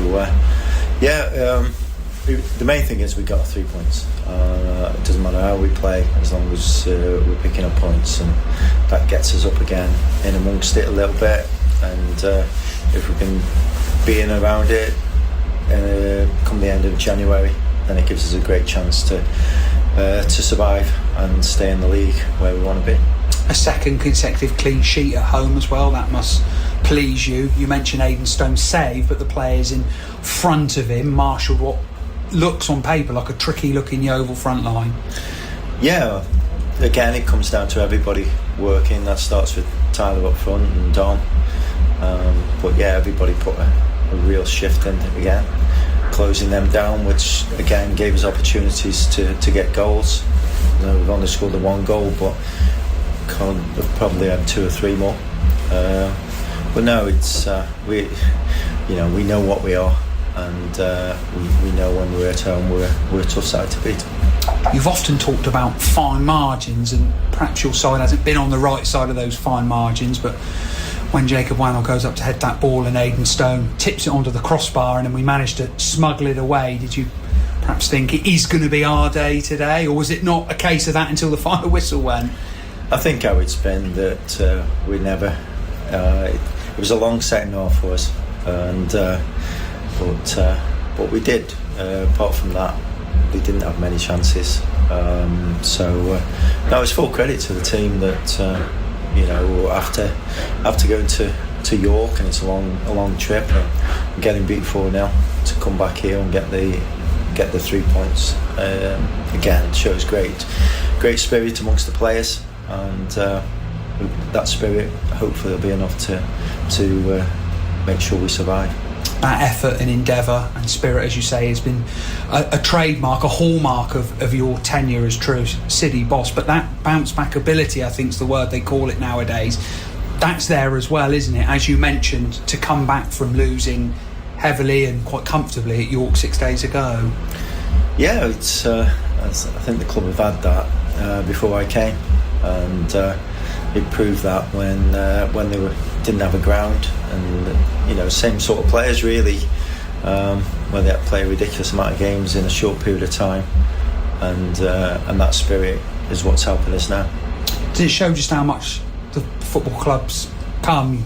You were mentioning to Director of Football Alex Black about how Yeovil wouldn't even come and play Truro in a friendly a few years ago. Now Truro have toppled a former Football League club that 12 years ago were playing in the Championship. Just shows the enormous strides, although there's been bumps in the road, that this football club has made in the last 12 to 18 months. Yeah, the gap's obviously narrowed between us and a lot of clubs now, and we want to get to a stage where we go above these clubs. It's shown today again with the support that the club get. It was a full house, couldn't get any more supporters in the ground, and if we can keep getting support like that, and we can keep improving as a football club, then we can go above the likes of Yeovil. Just looking forward to the game against Forest Green on Tuesday. How will you go into that one? Obviously, again, with a spring in your step and with confidence after today's win, but knowing that it's going to be a huge challenge to play against one of the top sides. Yeah, obviously they're a massive club as regards finance for this league, and they're going to be up there at the end of the season.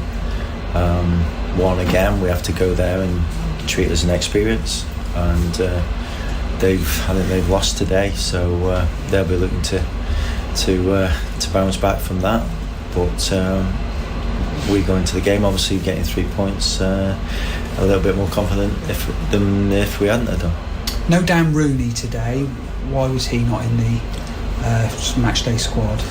Dan got injured in training, hit the bottom of somebody's foot, so he could be out for another week. So, we've been fortunate that we've got Marshy back now and Seiko, so we've only got 1 or 2 players out now injured, which is not bad at this time of the season. Sean Donnellan was fit to play after having stitched his ankle. He went down in the second half, and perhaps everyone, me included, thought his race could have been run. But that epitomised that spirit. He stayed out there. Will he be okay for Forest Green on Tuesday? Well, we'll have to wait and see. Sean, I think he's broke his thumb as well today. Got trampled on. So he's come out of it battered and bruised. But you need people like Sean in the team who are prepared to play when they're not 100% fit. And again, I thought the back 3, back 5 did really well. Just finally, you touched upon it earlier, but we'll mention the supporters. The calendar year here at TR4 ends with a sold-out crowd. That is, again, just remarkable given the position that the club finds itself in when you look at the table. There are so many other positive things, one of them being the fact that that's the second sell-out crowd of the season. Yeah, and it's a huge help. We just hope that we can survive the season, because the fan base deserves that, and it makes a huge difference to the players coming out with a full house, and I'm sure more people would come if we can establish ourselves in this league. And it's always a good occasion, Boxing Day, and the most important thing is people have gone home happy, and that's what we want to do. Every time they come here, we want to give them something to cheer about. Well, John, huge congratulations on the win. Many thanks for your time as always. Cheers, Gareth. Thank you.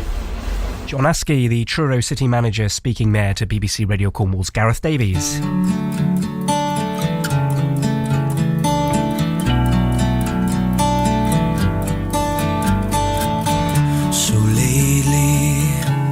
Wondering who will be there to take my place when I'm gone.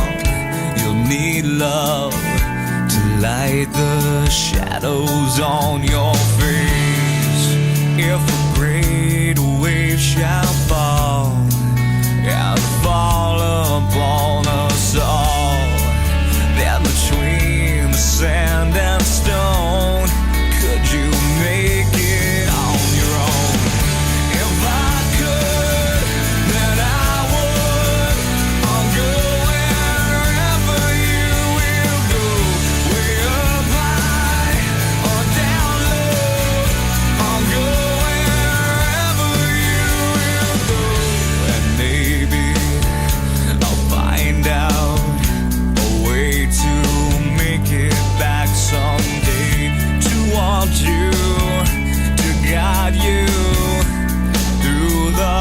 Darkest of your days, if a great wave shall fall and fall upon us all, well then I hope there's someone out there who can bring me back to you.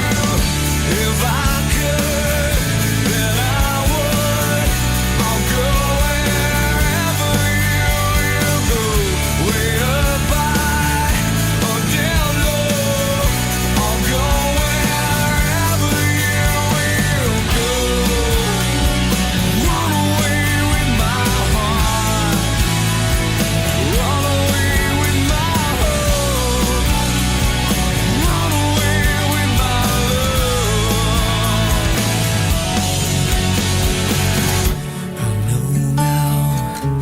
Quite how my life and love might still go on in your heart, in your mind.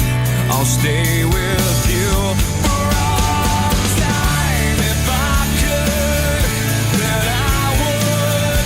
I'll go wherever you will go. Way up high or down low. I'll go wherever you will go.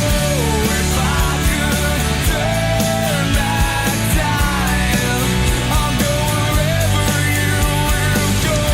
If I could make you mine, I'll go wherever you will go.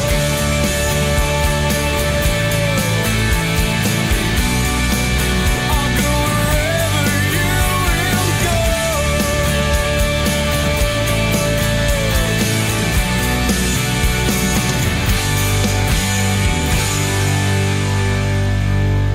That's the calling wherever you will go. Now, a special treat on the show now for Truro City fans as we remember their remarkable year, gaining promotion to the National League and creating Cornish football history. It all started on that amazing day back on April when they beat St Albans to gain promotion to the National League.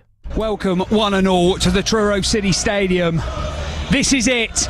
This is destiny for Truro City. What an atmosphere. What a welcome for John Askey's side, who top the table. 2-goal difference between them and Paul Watton's Torquay United. And the ball's been played out to Riley Lowe. Riley Lowe's got some space out on the left-hand side. Great control from Riley Lowe. Delivered it into the box. Jeff Cort! It's gone in! A goal for Truro City! And the deadlock has been broken inside the opening 5 minutes. Truro City wanted a fast start. They wanted a dream start. They've got it and more. From Yasin Anaya. Anaya now out to the far side to Harvey. Only Johnson Fisher in the box. Johnson Fisher! And it's a second goal! Dominic Johnson Fisher! Truro City inside the opening 10 minutes have scored again. Truro and again. Truro have a third goal and it's Tyler Harvey. 3 goals to Truro City inside 9 minutes. Corners played short into Banton. Back out to the corner taker who's going to cross. Good cross as well. All the way to the back post and it's a goal. It is a goal to St Albans City. Let's go up. Let's go. That's another goal for Truro City. This time headed in by Connor Riley Lowe. Gets a cross in. Headed down. That's going to be a goal. That's a goal for St Albans. Now that does mix things up here. Inside the box. Releases shot. That's a goal. That is a final whistle. Listen. We can now officially say Truro City are the National League South champions 2025. The champagne moment. Truro City, National League South champions.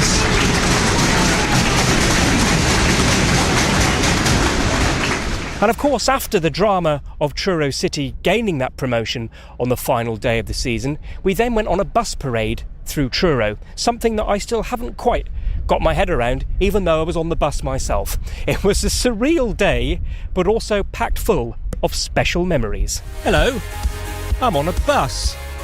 We're about to start the parade through Truro this afternoon as Truro City's footballers show off their new National League South trophy to the public. The bus is set to leave here at around about 1:30 this afternoon. We're at the Truro City Stadium at the moment.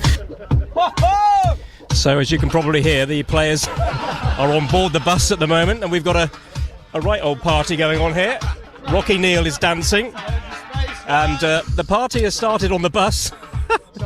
And as we can imagine, we're going to go around Truro in just a few moments' time and going through the streets of the city. I do hope you can hear what I'm saying. The atmosphere, as you can probably tell, has started to kick off with the loudspeakers. The bus driver's just outside at the moment, debating whether to get on to the bus.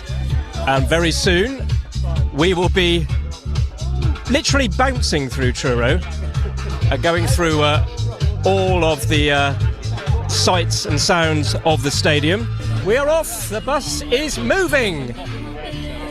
BBC Radio Cornwall broadcasting live from the Truro City parade bus, accompanied by some incredibly loud dance music.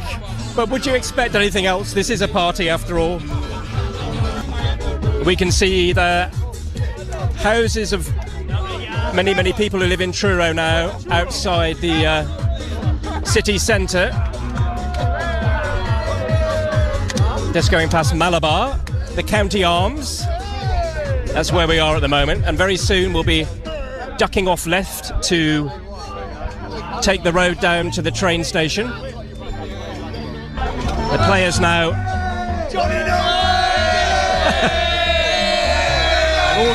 got a tree, a nice bit of tree in the face there. They're all cheering a loyal Truro City fan, Johnny, who's been supporting them for many, many years. That has gone down very well with the players, tell you. We're now into Victoria Square in Truro. And we're about to turn into Boscawen Street, which is very busy, as you can imagine.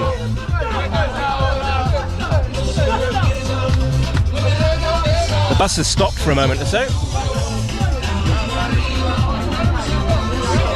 as we move a little bit further. Oh, we've let a member of the Truro City team off the bus, not one of the players, one of the media staff, so they can run ahead and see what things are like at the cathedral. People cheering now from the roadside. You probably can't hear them over the music though.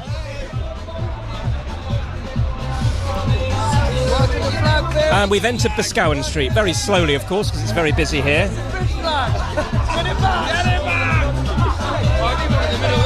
The St Piran's flags flying high on the bus.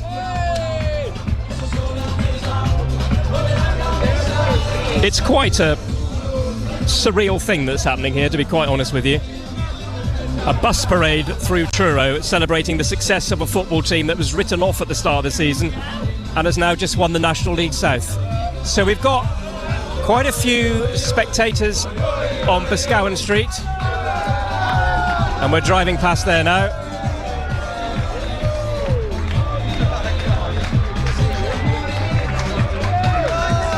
You probably can't hear the crowd, but they are very noisy. I'm right next to the sound system, so you might not be able to hear them. They are there, I can tell you. 3 rows deep, sometimes, of supporters waving. How many of these, I wonder, just nipped into town for a pasty and suddenly this is happening? People of all ages, some in Truro City shirts, a gentleman there in a very fine Hawaiian shirt, which looks like the kind of shirt I would wear. Much more Truro City shirts at the far end of Boscawen Street. All the players are waving up the other side of the bus. There's a gull on top of a police car as well. He's got a good view. Or she. We trundle very slowly along Boscawen Street now. Oh. We've now entered a calypso stage for the music. Here they go. I didn't realise we were going to have a private concert with the Truro City players. Past the War Memorial now. Very poignant, of course, in the last few days, this, with VE Day. There are those poppies laid in front of the War Memorial.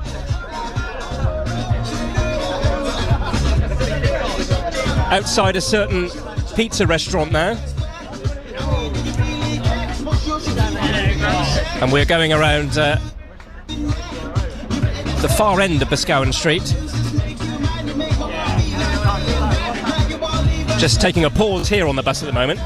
If you're listening in and you're wondering what on earth is going on, this is BBC Radio Cornwall. Ross Ellis broadcasting live today from the Truro City Parade bus. I'm actually on the bus with the players, as you can probably tell.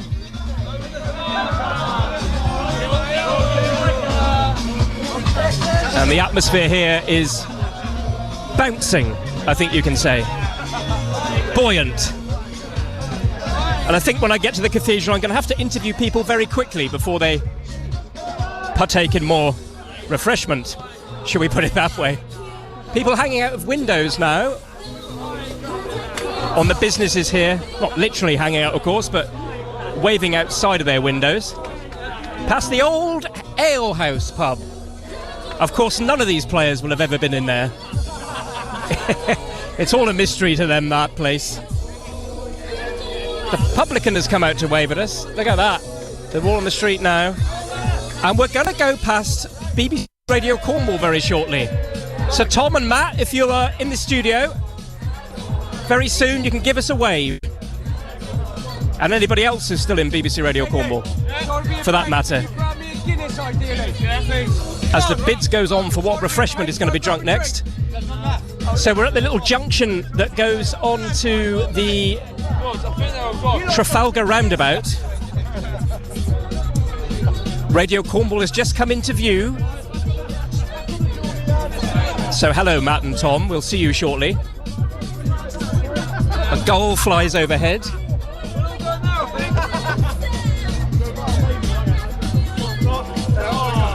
And there are cars in front of us that are suddenly going to have a big green bus behind them with Truro City flags.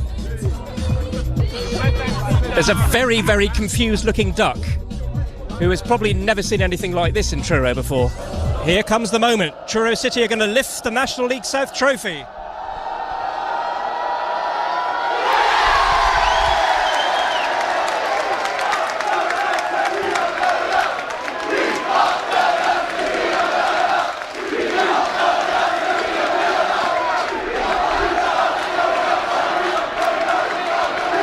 Truro City are the National League South champions. The silver trophy is held aloft outside Truro Cathedral as thousands of supporters cheer their team. The champagne is flying. And they're going to lift it for a second time. Here we go. It's being passed around all the players, and one by one they will lift the trophy in front of these fans. It is sinking in now. Now they've got a trophy to lift. Truro City, National League South champion. A look back on a remarkable day for Truro City. Earlier in the year, in April, when they secured that promotion to the National League.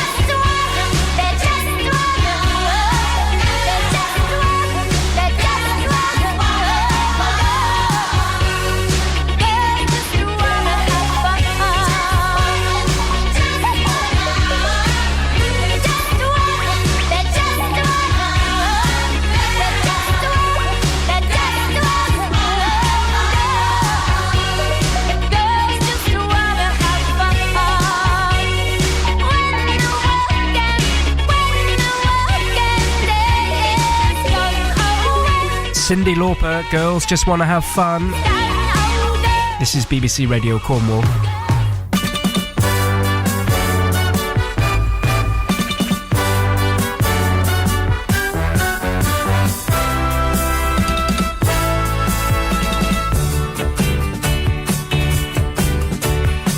The headlines then tonight on BBC Radio Cornwall Sport. Truro City are now 3 points from safety in the National League after a 1-0 win over Yeovil Town. Harvey has headed it in! Truro City have taken the lead! And it's Tyler Harvey will have said pre-game that he had to come to the party. No goals for the Tinners since early September, and Tyler Harvey has bagged his third of the season. Elsewhere in the local football, Plymouth Argyle have lost 4-1 at home to Reading. In the Western League, St Blaise beat St Austell 2-1. Tor Point were 1-0 winners over Saltash. Newquay won 5-1 at Helston. In the Peninsula West today, Bude 1-0 winners over Holsworthy. Liscar beat Dobwall 3-0. Penzance lost 2-1 to St Day. Camelford were 3-0 winners at Weybridge Town.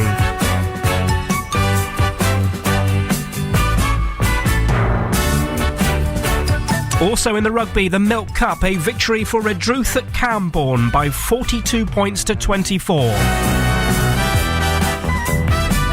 Tomorrow on BBC Radio Cornwall Sport from 2, we will bring you live commentary of the Cornish Pirates versus Ealing.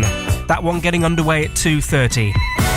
From myself, Ross Ellis, do enjoy the rest of your Boxing Day. A very Merry Christmas to one and all.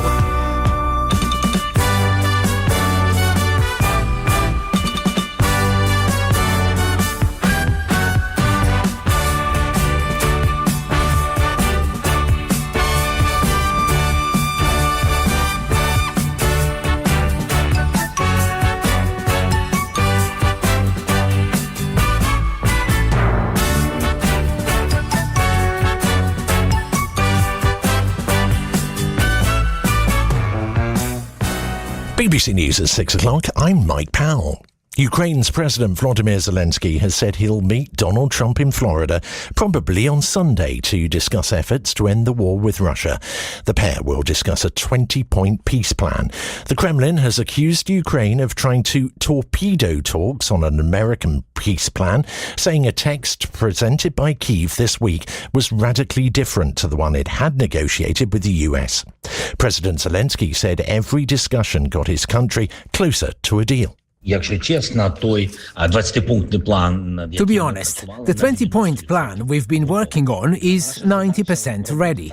Our task is to do everything to reach 100%. It's not easy, and no one says we'll get to 100% immediately. But nevertheless, with every meeting, every conversation, we have to get closer to the result. 3 people are missing after a fire in a house on the outskirts of Stroud in Gloucestershire. Another person has been taken to hospital. The police say an investigation is underway to establish the cause of the fire. Police in Israel say a Palestinian man has killed 2 people in what they describe as a terror attack. He struck a man with a car and fatally stabbed a woman before being stopped by officers. Israel's defense minister has told the army to act forcefully against the attacker's village in the occupied West Bank. Our correspondent Shaima Khalil is in Jerusalem. We've heard from Israel Katz, the Israeli defense minister, who said that the IDF are preparing an operation in the area of Kabatiyah, and this is the area where they believe the assailant is to be from. We understand that the assailant carried out a string of attacks before the running over and the stabbing. We also understand that he rammed into a car, lightly injuring the driver. A British campaigner who runs an organisation which combats online disinformation has accused social media firms of putting pressure on the US government to get him deported. Imran Ahmed, the chief executive of the Centre for Countering Digital Hate, who lives in the US, was among 5 people denied US visas. They're accused by the Trump administration of seeking to coerce online platforms into censoring free speech.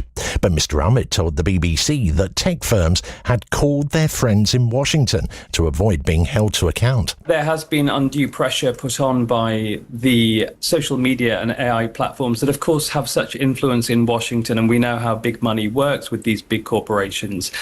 And I think this is actually another example of these companies trying to evade accountability reality, this time in the most ridiculous way possible. The King's Speech was the most watched TV programme on Christmas Day. Nearly 7 million viewers tuned in across the BBC, ITV, Sky News and GB News.